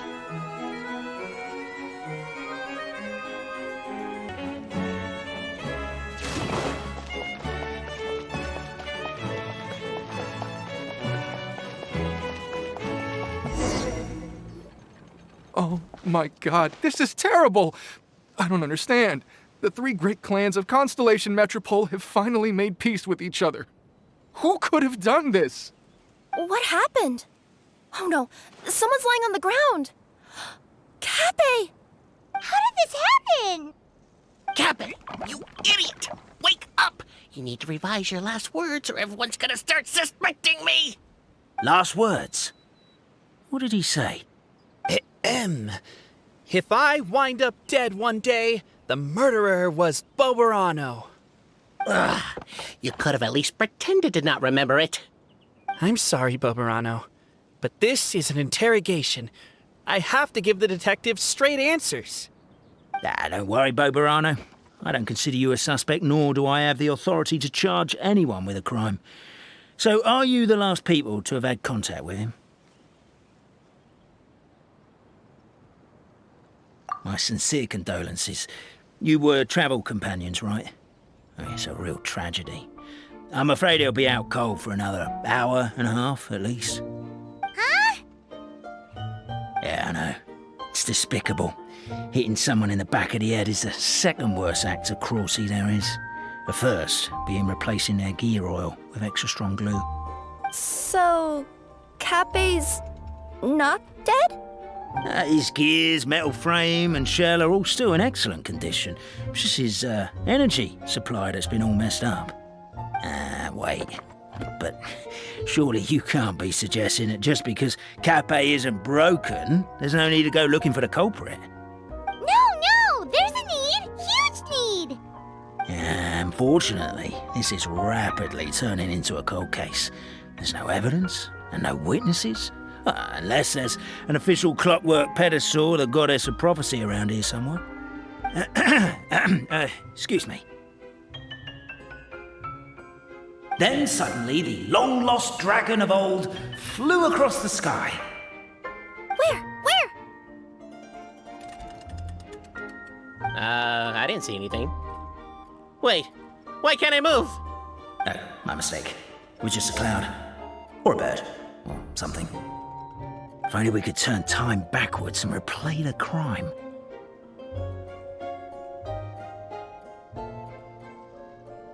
Isn't that one of those, clockwork socket things right behind you?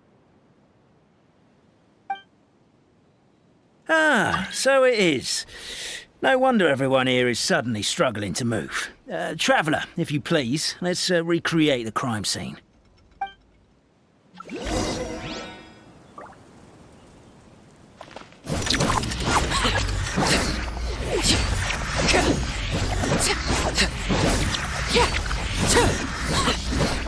crime seems too chaotic. I can't make heads or tails of it.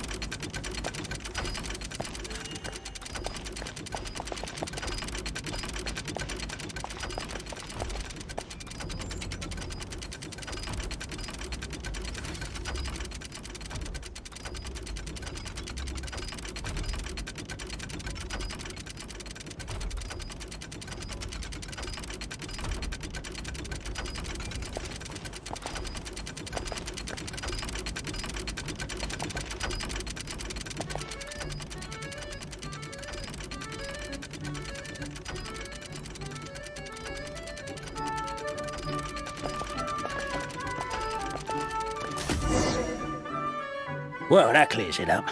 Cappe was walking along the street, then he suddenly collapsed. He was faking it. What? So case closed? Aren't you supposed to investigate a little more first? Well, we literally replayed the crime scene and saw it with our own eyes. There's no need for any evidence gathering or powers of deduction now. And besides, maybe the truth is inherently strange by nature. Like how Constellation Metropole has 3 histories, each of which is the truth. But didn't you say Cappe was struck in the back of the head and knocked unconscious? For all I know, he could have bashed his head against the toilet bowl before leaving the house, then walked here in a daze before finally passing out. As for why he might have done that, my guess is...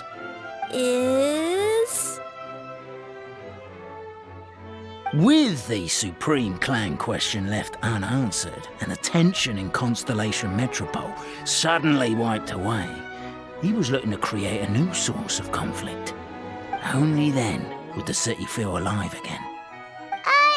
Do we really think he's capable of that, though? Sounds like a pretty complicated conspiracy for the average Simulanka resident. Traveler, something about the crime scene isn't sitting right with me. It just seems unnatural.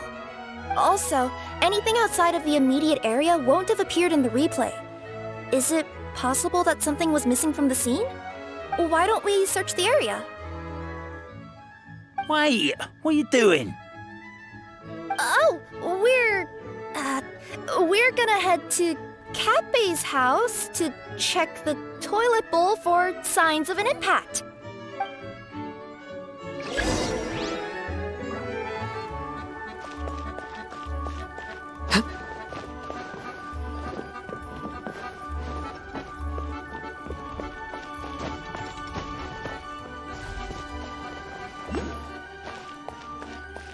A pickaxe?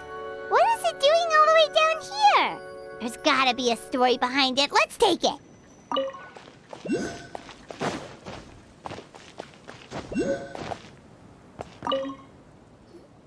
Hello there. Have you seen my spear by any chance? Someone was shouting about a dragon a minute ago, and I instinctively threw it into the sky. Yeah.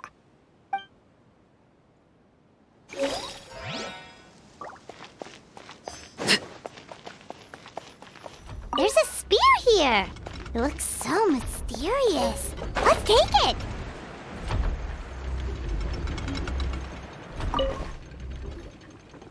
You're not from these parts, are you? Just visiting? Yep, that's right. Why? What's up? Ah, well, I was gonna offer you a great job in the Titanium mines. A safe and secure working environment. Doesn't sound very safe. At least not as safe as being a courier. To keep the titanium ore intact, we use specially designed pickaxes that can't cut through it.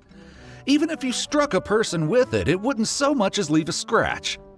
And in terms of labor intensity, the work has been rated as Class 2 physical labor by a reputable organization. Even cats can do it. I'm not... never mind. I give up.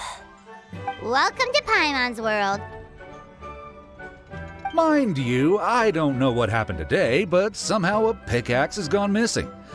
Maybe one of the giant guards broke it down, so someone took it to perform a rapid resuscitation procedure. Sounds pretty brutal for a first aid technique.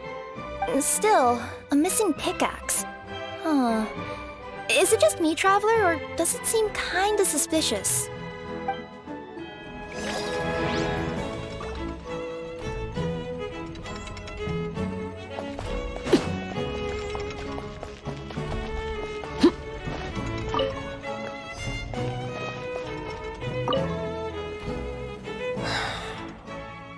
Come here.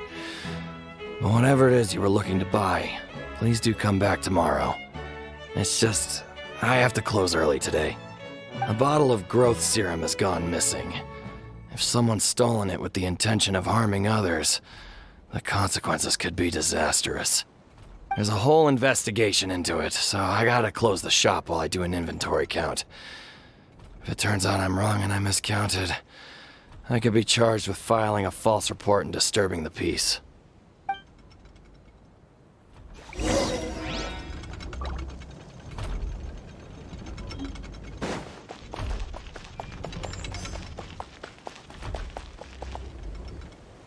Let's say one of these was the weapon used in the assault. Which one do you think it is?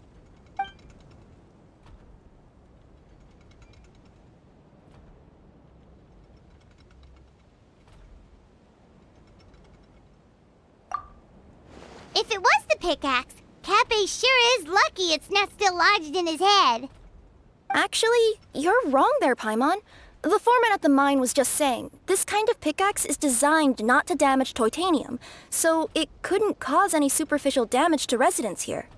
But you could probably knock someone out if you hit them hard enough, and it wouldn't leave a scratch. Let's take this back to the crime scene and replay it one more time. Ah, you're back.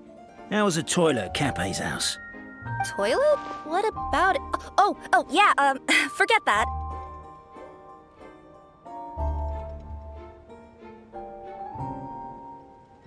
What's this about? What are you trying to say? We thought the way Cappe fell looked odd, so we searched the area for suspicious items and found this. It could have been deliberately placed out of range of the crime scene so it wouldn't show up when we replayed it.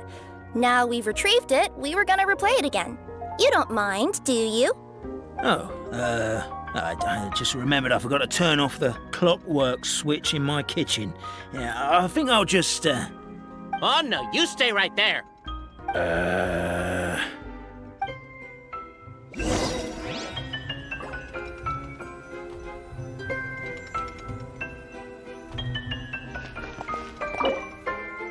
We should be good now.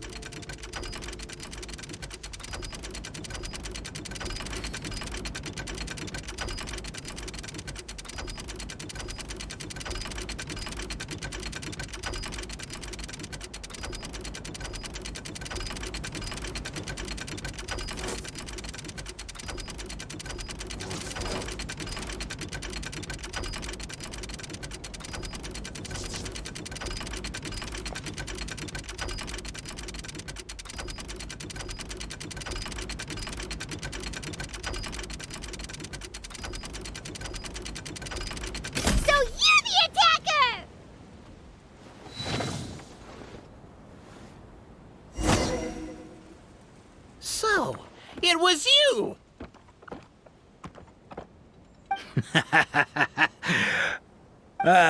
I would congratulate you for cracking the case, but since I did such an abysmal job of covering my tracks, it didn't exactly have your work cut out for you. So, all I can say is... Catch me if you can!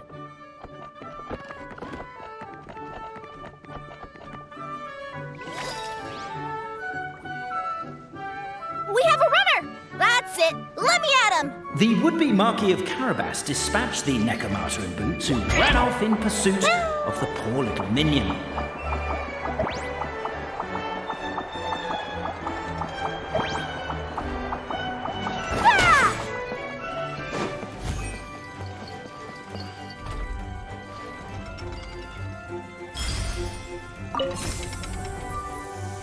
The minion's poor little lower back was protesting painfully against the intense physical activity. He decided to take the elevator, giving him a moment to catch his breath. Really? His lower back asked. But the minion had no other choice. He resolved to make the jump down.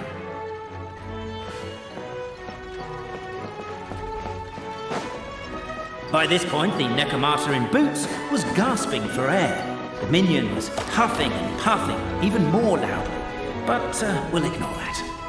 I'm not! Don't underestimate the gold-level courier of the Komania Express!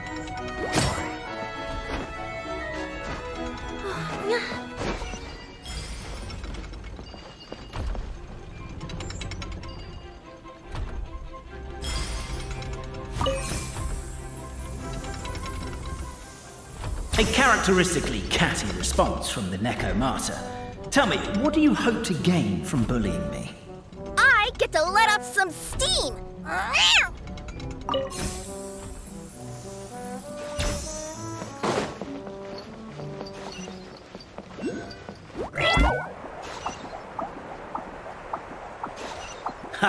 You fell into my trap. In fact, all the glue in this world is created by me, using my narrator powers. I make it and the residents just gather what they need. Rats! Oh, I'm so jealous of you guys right now. You can just jump out of your shoes and keep running, but Wait, I'm wearing boots this time. Yes! The unnamed minion made a last-ditch escape attempt. He began his long climb, up the wall, the tall wall. He began his long climb up the tall wall. You call that a tall wall? In Urgent Neko parcel mode, I'll scale it in no time.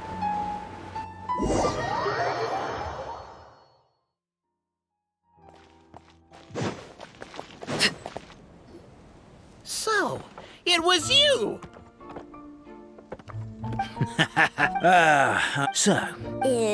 Catch me if you can.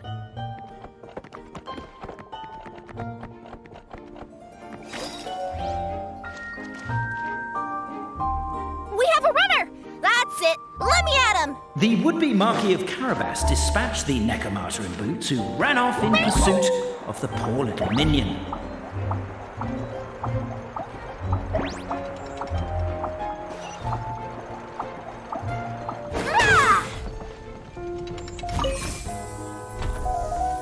The minion's poor little lower back was protesting painfully against the intense physical activity.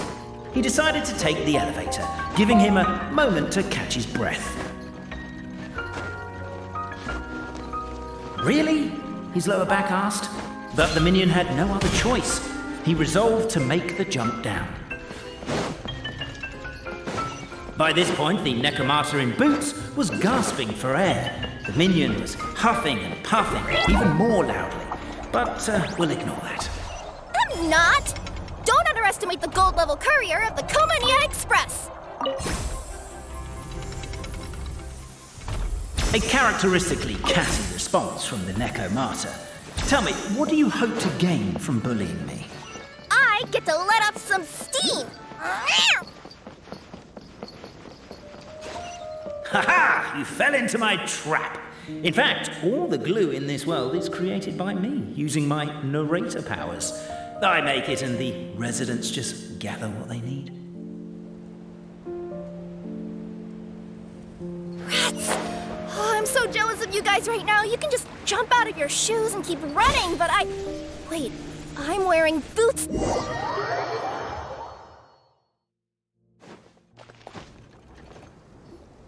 So, it was you!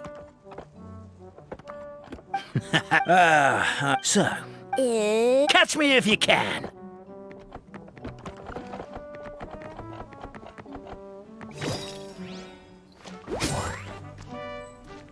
We have a runner!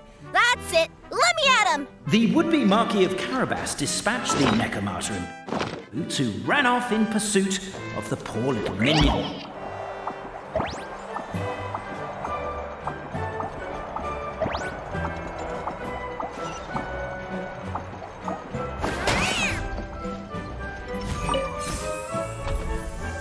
The minion's poor little lower back was protesting painfully against the intense physical activity. He decided to take the elevator, giving him a moment to catch his breath. Yep.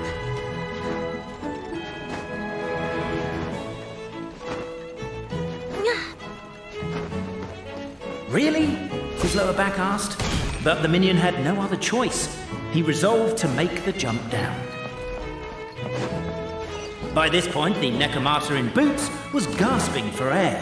The minion was huffing and puffing, even more loudly. But we'll ignore that. I'm not! Don't underestimate the gold-level courier of the Komania Express! A characteristically catty response from the Necomata.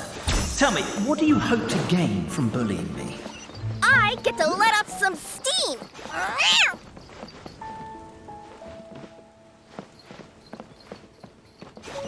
Ha-ha! You fell into my trap. In fact, all the glue in this world is created by me, using my narrator powers. I make it and the residents just gather what they need. Rats! Oh, I'm so jealous of you guys right now. You can just jump out of your shoes and keep running, but Wait. The unnamed minion made a last-ditch escape attempt. He began his long climb, up the wall, the tall wall. Oh. He began his long climb up the tall wall. You call that a tall wall? In Urgent Neko parcel mode. I'm beat. I surrender.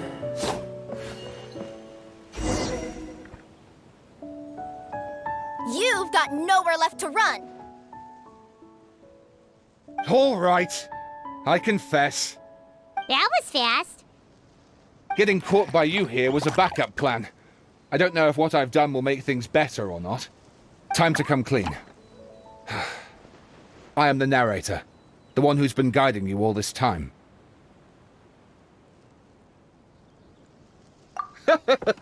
Okay, I guess my voice acting skills have some room for improvement. Anyway, I only did what I did because... Why are you suddenly spilling the beans? I poured my heart and soul into all this. I was worried you wouldn't ask. The truth is, I was one of the first conscious beings ever made by the goddess of creation, and I've known for a long time that this whole world is just a fairy tale written by the goddess of fate. I know they say that fairy tales are just made up for kids to read, but I refuse to believe that fairy tales are just fictional stories and nothing more. The reason why Constellation Metropole has 3 origin stories is that the Goddess of Fate wrote 3 drafts and couldn't decide which one she liked best. Then her cat trod all over them, and they all got crumpled together, so the 3 worlds just sort of folded into one. The Goddess of Fate was torn between them anyway, since she couldn't decide which ending was best for the dragon or the kids. So when she saw what the cat had done, she simply decided to go with all 3. Who'd have thought? But what does any of this have to do with what you did? You're not a fictional character, so you couldn't hope to understand my sorrow. Honestly, I don't think there's anyone in all of Simulanka who would understand. Every day that I experience, every interaction I have with another person, is it really all just a work of fiction? The only reason the 3 great clans wanted to find out the truth was for the pointless task of electing the supreme clan. I thought that once they'd learned the truth, it might make them curious enough to investigate further. But as it turned out, they just accepted it and carried on living the same old lives. I have to motivate them to keep looking for answers now that they think they've learned the truth. I have to make them uncomfortable with the superficial explanation that they took at face value. And I have to figure out, once and for all, while you real people from the outside world are still here, are we real? Aww. That's my full confession. Time for you to take me back. I'm guessing I'll probably be forced to make a public apology, then sentenced to half a day in solitary confinement. I definitely deserve half a day. Oh, also, pass this message on to Cape, Bobarano, and Albizzi, if you could. The Great Clockwork Key was originally put in place jointly by the ancestors of the 3 clans. If the 3 of them had any ability to cooperate whatsoever, they'd have been able to remove it by themselves. Over all these years, not once have they ever tried removing it together. Oh, my poor child. There's one thing you've been mistaken about this whole time.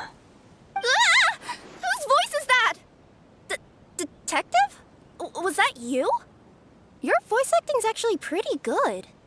The reason fairy tales are suitable for children is that they help them to understand the world. Fairy tales may be works of fiction, but at their heart lies an internal logic that is undoubtedly real-world truth in a condensed form.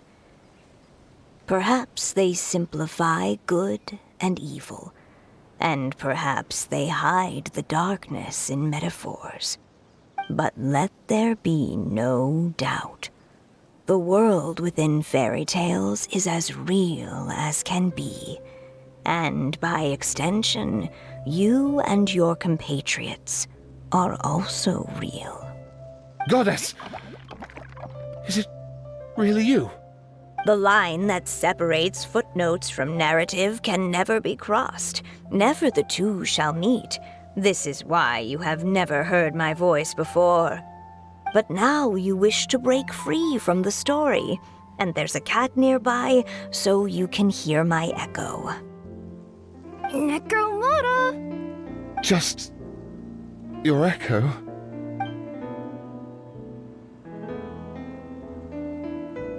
Oh, poor detective. So, we are a part of the real world too.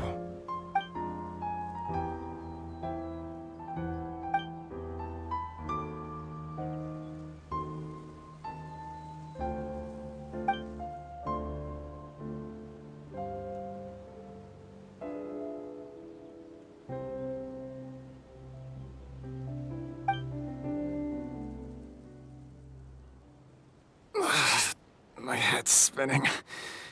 Albizzi just gave me a quick rundown of the situation. So you caught the detective? Sorta. We chased him until he surrendered. Oh, and he asked us to pass on a message.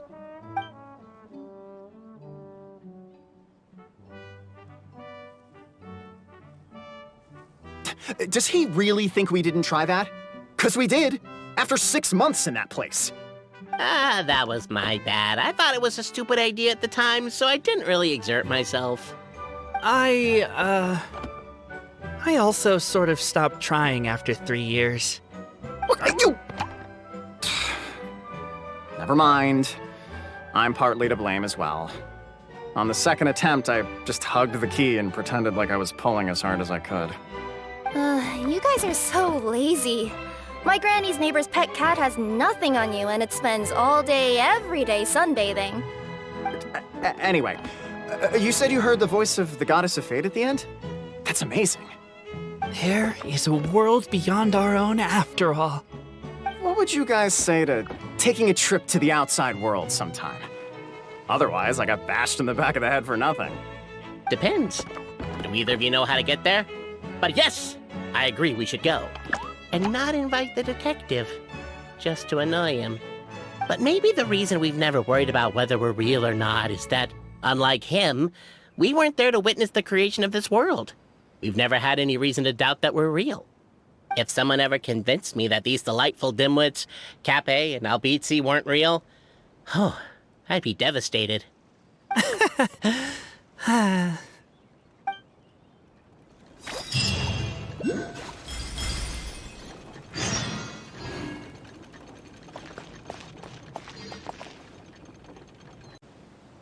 What could the children be up to? Never mind. Let them do as they please.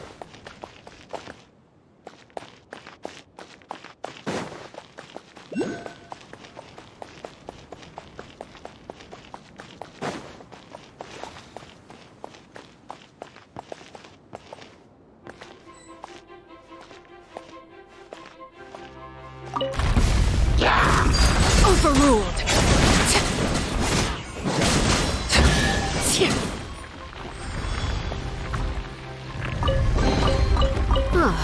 Something with which to commemorate this occasion.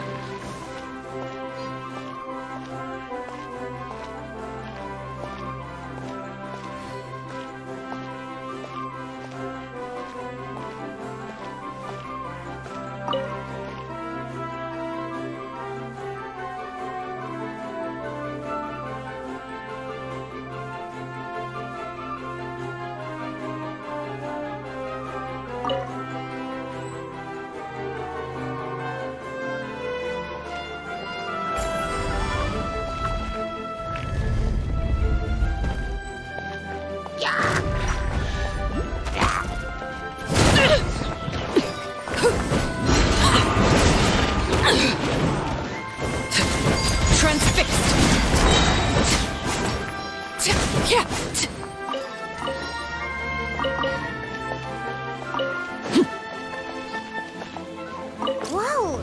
Why is the star on top of a mechanism? Uh-oh! More monsters incoming!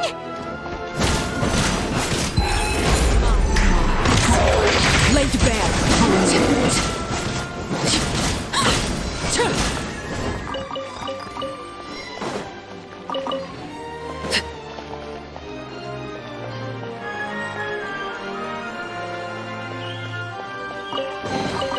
What greater pleasure is there than the unexpected?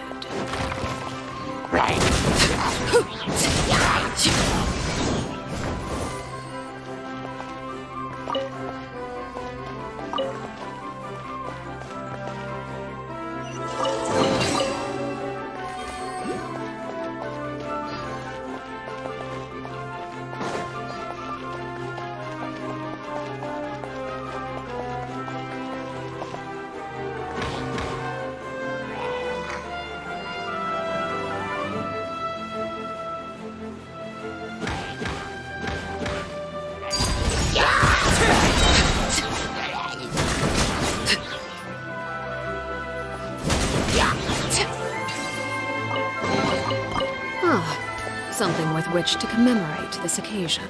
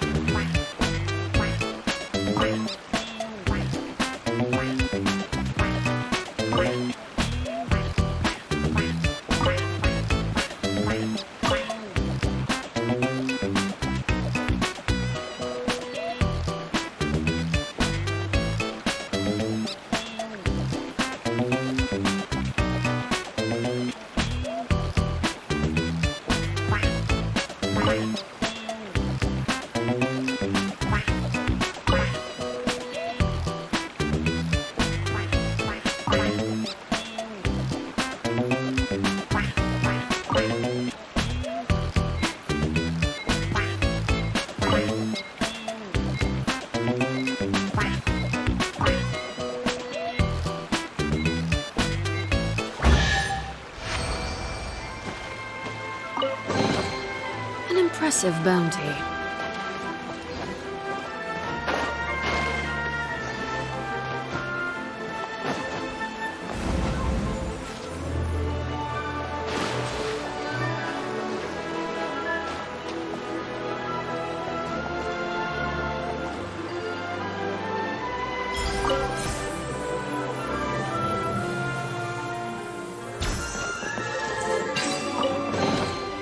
Impressive bounty.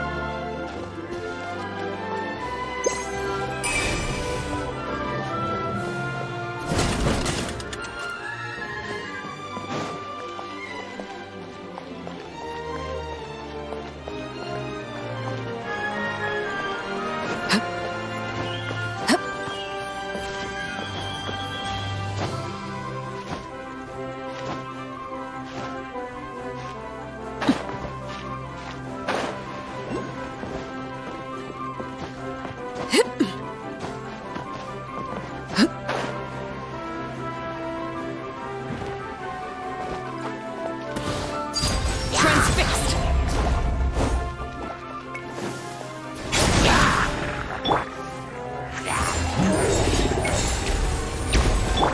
Here comes the catch.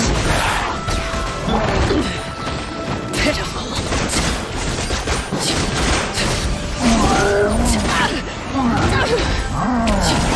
Everlasting as the moon!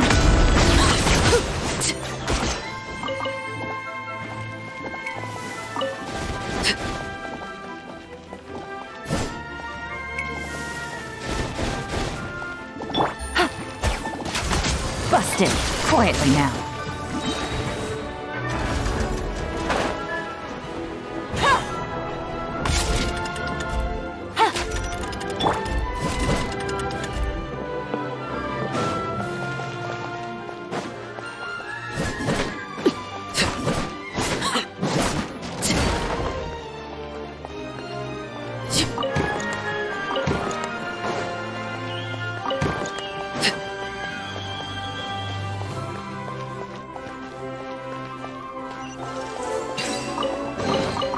An impressive bounty.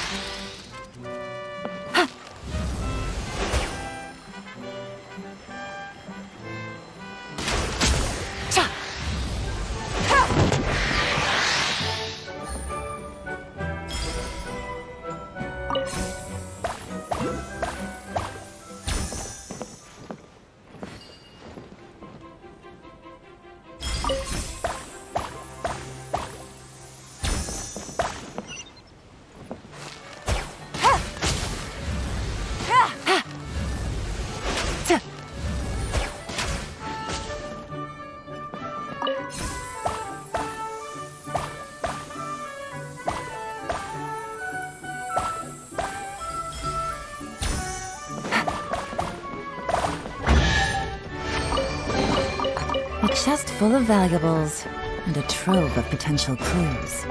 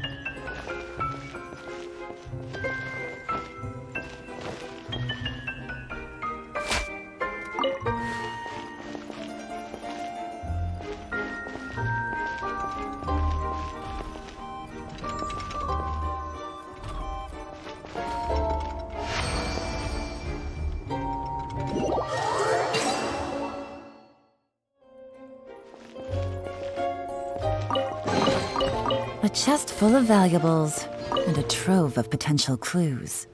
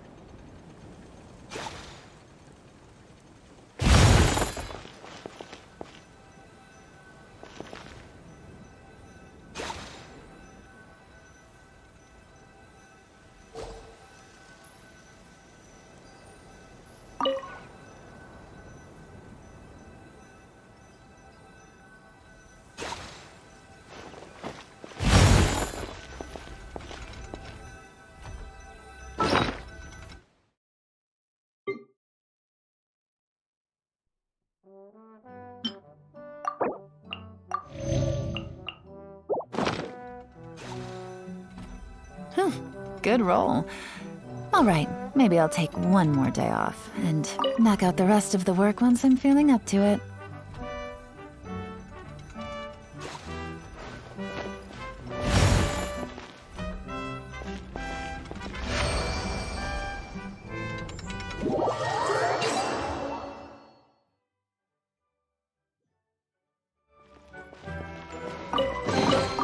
Treasure.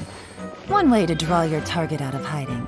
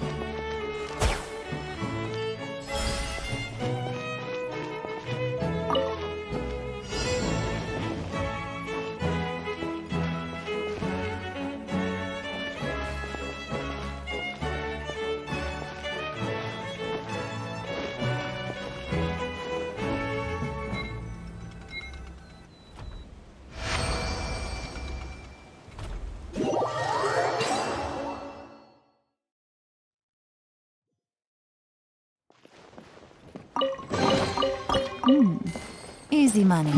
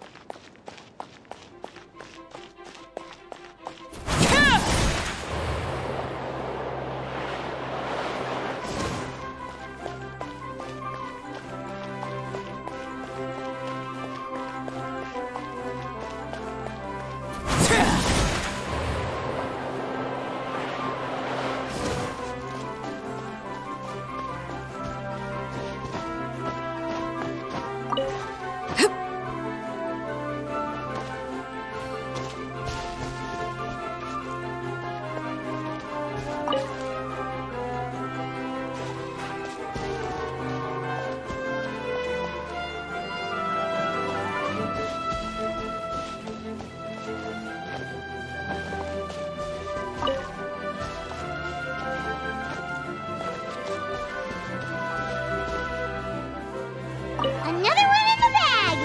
That sure was rough.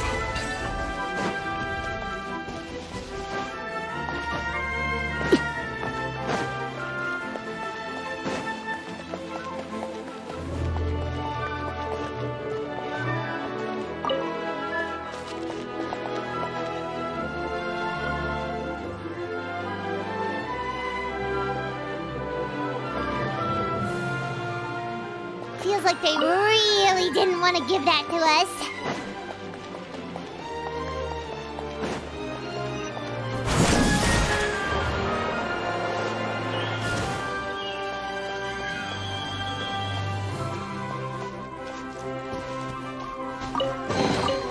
Ah, something with which to commemorate this occasion.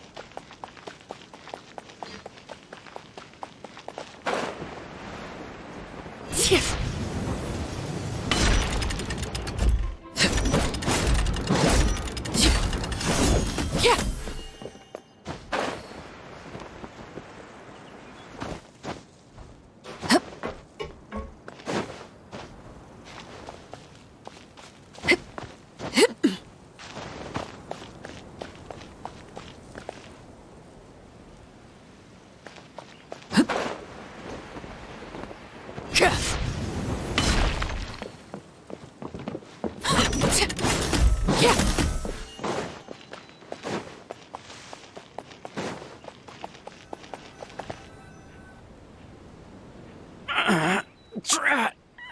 I can't move! What happened? Your Majesty! This conservative radical, he attacked us! He threw the star from the Astral Garden and even stole the magic thread linking the Oracle Pillars!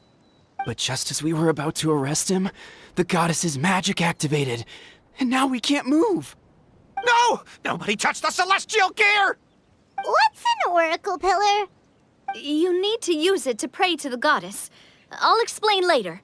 First, let's help these guys.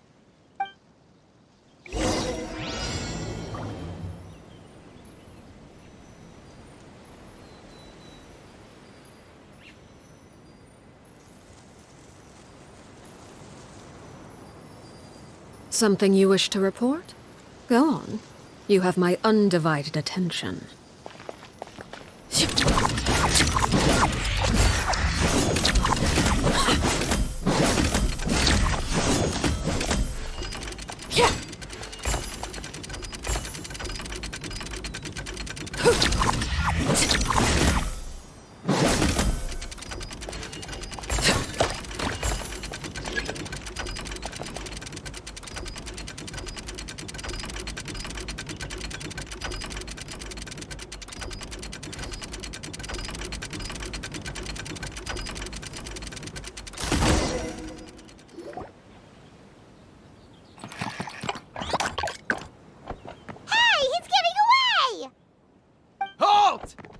It's okay. Let him go. But, Your Majesty! Even if we catch up to him now, we won't be able to change his mind, much less quell the fear that many others like him are feeling. All it would do is turn him further against us. Understood, Your Majesty. Also, this is the magic thread he was holding from the Oracle Pillars. Your Majesty, what should we... Ah, please give that to the traveler over there. I believe they have some questions for the goddess. Yes, Your Majesty.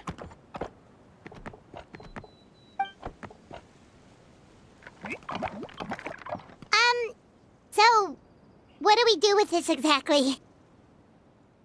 See those oracle pillars over there? Just use the magic thread to connect them together in a specific pattern, and the goddess of prophecy will answer your prayers. Oh, sounds easy enough. Let's give it a try.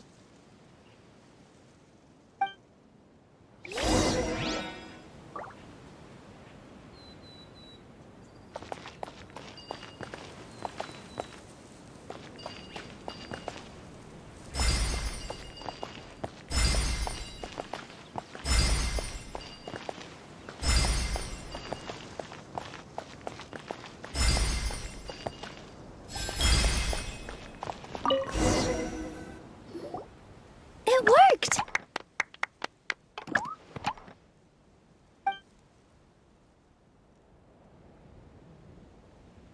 To which course of fate do you seek answers, my child of Simulanka?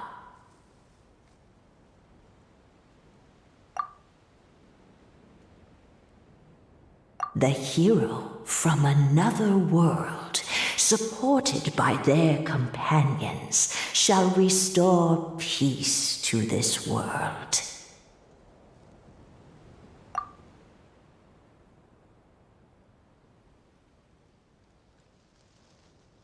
Go and push the gear that connects up to the starry sky.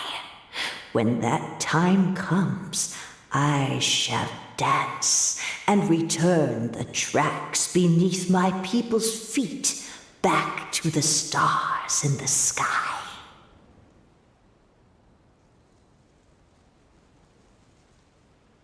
So, Miss Navia was right. The goddess of prophecy didn't tell us anything about the future. Fair enough. Guess we'll just have to play it by ear. Then first, we have to restore the sky back to its original state by putting the stars back in their positions. Let me do a quick count. All right. Adding in the ones we picked up on the way here, I think that's all of them. Let's go hang these stars back up in the sky. In the sky? How do we get up there? Oh, I got us covered. We will, of course, be taking the Aerial Express. Is that a flying train? Hey, you already took a train that runs on water. Is a flying train really that much weirder? Well, at least the Maritime Express still runs on a track. Oh, come on, don't worry about it. This train has been blessed by the goddess of prophecy. Its whole purpose is to protect the Metropole's skies. It took me a lot of effort to find it, you know. I don't think anyone's used it in, like, 100 years. 100 years? Are you sure it's safe? Let's not forget that the goddess of prophecy's magic has been going haywire recently. Well, it's not like we have any other options. Unless you want to do the honors, Paimon. Fancy flying up there on your own? No, thank you. It's way too high up. Oh, wait, Nilu. You've got a feel for how magic works here. Can you do your thing and sense if this train is the real deal? I can try. Yes, I can sense traces of magic, but it's different from the kind I felt in the forest, so I don't know. Okay, fine. Guess there's only one way to find out. That's the spirit. I'll come with you. Miss Nilu, will you be joining us? I think I'll stay behind. That way, if something does go wrong, you'll have someone on the ground to get you some help. That makes sense. If the train does break down, you can make us a giant origami crane to come bail us out. Or if a crane's too difficult, a finch could work.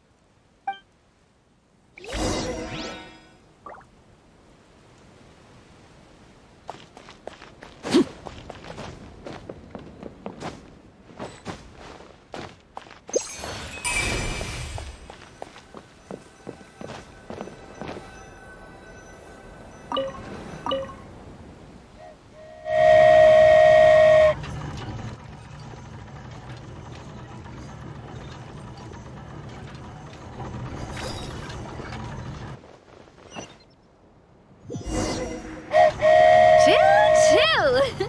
Aerial Express moving out. Whoa, it really is flying! What an amazing feeling! I've never been on a flying train before. Neither have we!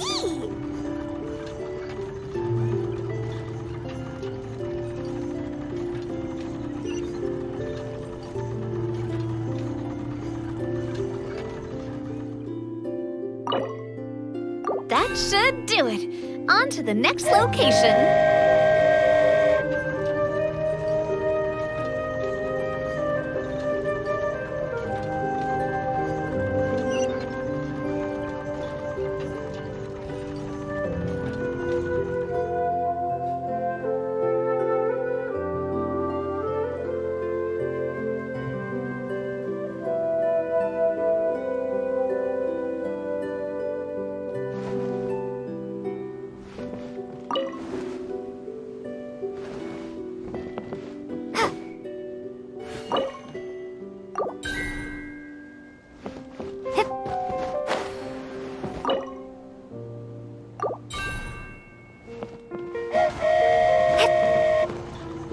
We are so high up. Don't look down. Don't look down. Oh, hang in there, Paimon. The hard part's nearly over. After that, it's downhill all the way. Don't say downhill all the way! That is the last thing Paimon wants to hear!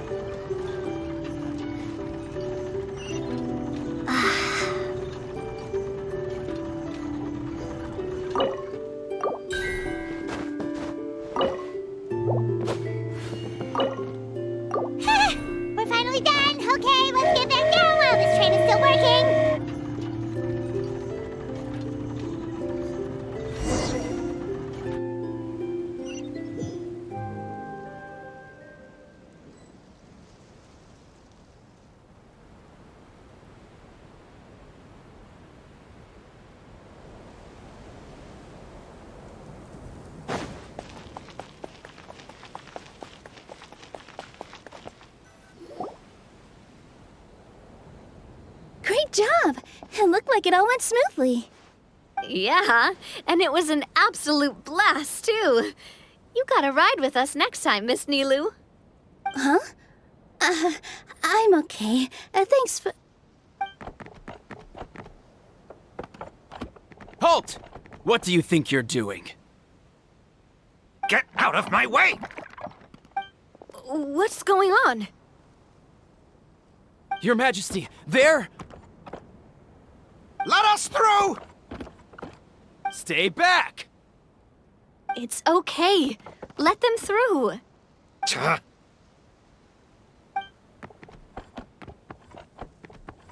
Your Majesty, could we please ask you not to turn the gear that connects up to the sky? And why is that? As you have seen, the goddess's gift is very important to us. It keeps us from harm and protects our very lives. Some of us, we just aren't ready to lose that protection. I see. I understand. Huh? Your Majesty, do you mean... I won't turn that gear. Not until you're ready. What? I've said before that the Metropole belongs to the people, and they should have the right to decide its future. But let me ask you this. How do you plan to solve the issues we are currently facing? Well, we'll start by rescuing the people that have gotten stuck. And then we'll find a way to figure out the true cause of this crisis. And have you made any headway on that? The true cause, I mean. Unfortunately not. Hey, you little... I'm sorry, my friend, but it's the truth. You have friends and family that have been affected, don't you? That have gotten stuck? Duh. I understand your concerns. But if we let this drag on for much longer, the situation may well get worse. More and more people will be frozen by the goddess's magic. Yes, but if we turn that gear now, all the tracks in this city will disappear. I know this is a hard decision to make. But have you ever thought about why the goddess might have made things this way in the first place? Huh? Why do you think she might decide to take back her gift and stop revealing further prophecies about the future? Are you saying she has abandoned us? No. Quite the opposite, in fact. What do you mean? The goddess dearly loves this world and all the people of Simulanka. And because she loves you so much, she wants you to be able to choose your own path. Every parent hopes their child will have a happy and carefree life. But if they're overprotective, then all they'll manage to do is keep their child trapped. If a mother bird lets her baby ride on her wings for too long, her child will never learn how to fly. Perhaps the goddess of prophecy has always known that one day she'll have to let go. Children can only become independent if they're allowed to form their own opinions, make their own decisions, and deal with the consequences on their own. Only then will they be able to continue their journey alone, even after their parents are gone. But we've relied on the goddess's protection for so long. We don't know what it's like to go it alone. We don't know if we have what it takes. Are you kidding me? I think you've proven yourselves more than capable of that. What do you mean? You made a call in a time of crisis, and you've come all this way to talk to me. Even the guards couldn't stop you. That must have taken a lot of courage. But we only did it because we were scared. Why you set out on the journey doesn't matter. What matters is that you've proven you can choose your own path. My friend, I fear our king is right. It is time for us to face our fears. What? But we... We can't go on living like this. Living in fear. Look at what it's driven you to do. You threw away a star personally created by the goddess of prophecy herself. You once revered her more than any of us. And I think the king is right. She hasn't abandoned us. So, Why don't we put our trust in her one more time? I don't care anymore. Do what you want. Aw, he laughed. I'm sorry about my friend. That's just how he is. Always had a terrible temper. Please accept my apology for his impudent behavior. Is it just me, or has he accepted the goddess's prophecy? I think so. Not that you'll ever hear him admit it out loud. Your Majesty, please turn the gear that connects up to the sky. So, you've made up your mind? About giving up the goddess's gift? Yes, I've made up my mind. But maybe losing the gift isn't what this is about anymore. Because we've gained something too. You have given us courage. Well said. I am proud of your decision. Now, gather around, everyone, and join me as we make the night sky of this wonderful city turn once more.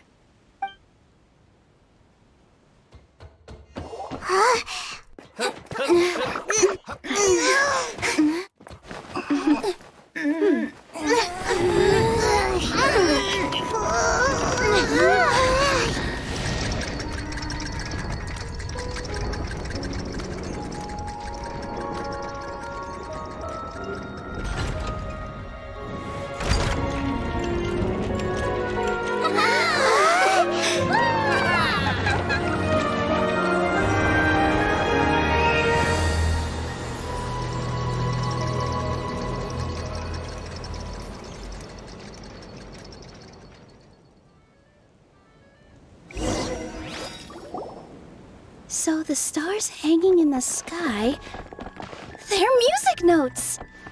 This entire metropole is a huge music box! That's incredible! How do you feel? A little scared and uncertain. But for some reason, I feel a lot more at ease. It's as if some kind of huge weight has been lifted from my shoulders. Figured out any next steps? To be honest, not really. But maybe I can start by having a heart-to-heart with that stubborn friend of mine. I have an idea. If you don't know what to do, why don't you start by helping the people around you? You mean the people who got stuck because of the goddess's magic? I mean anyone and everyone who needs your help. By helping others, you'll eventually find your own path. Trust me, I have experience in this. What kind of experience, Your Majesty? Yes. We'll need a formal organization with a catchy name before we go out and start helping people. Why don't we call it the Spina di Rosula? Spina di Rosula? Ooh, or even the Spina di Rosula di Simulanka. Yeah, that's catchy. Wow, big expansion for the Spina. Moving into other worlds now. Spina di Rosula. I like it. It's a great name. Let's do as Your Majesty suggests. Well then, how about I appoint you as the head of the Spina in Simulanka?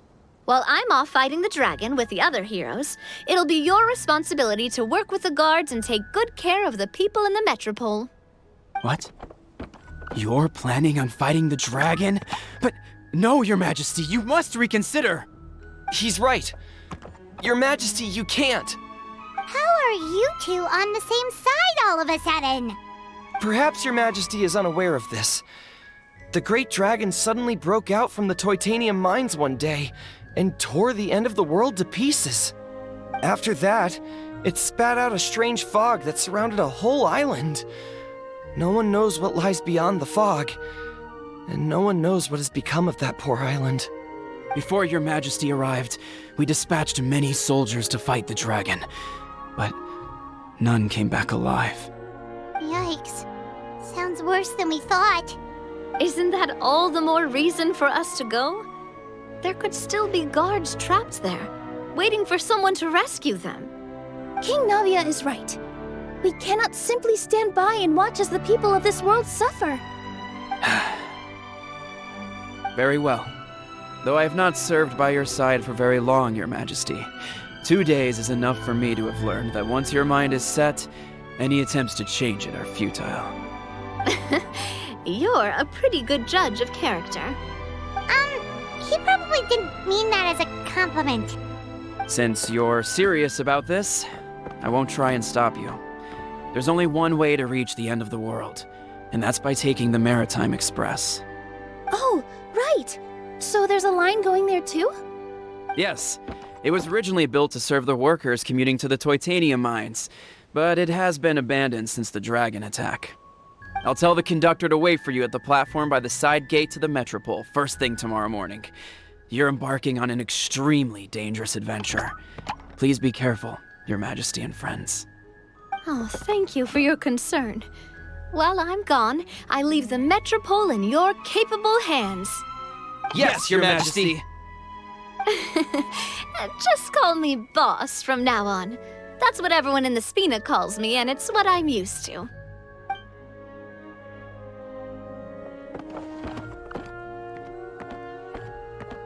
So, the plan for tomorrow is journey across the ocean, make it to the end of the world, and defeat a dragon. Whew, that's an adventure and a half. Do all storybook heroes have to work this hard? At least we'll get to see some amazing scenery along the way, right? Besides, we'll have each other. It'll be a shared experience that we'll never forget. Plus, we're pretty well equipped for a classic heroes versus dragon story. We got Miss Nilu as our magic caster, and I guess I'm the melee warrior who leads the charge? Paimon can definitely see that. Anyway, those are tomorrow's problems. Right now, all Paimon wants is to eat a proper meal, because worst case scenario, if Paimon ends up getting eaten by a dragon, she wants to do it on a full stomach. And something about the end of the world doesn't sound like a great place for food options. Well, the origami animals in the forest only drink magic tonic. What do the toy people here in Constellation Metropole eat? Vegetable oil and sawdust, I think. Yeah.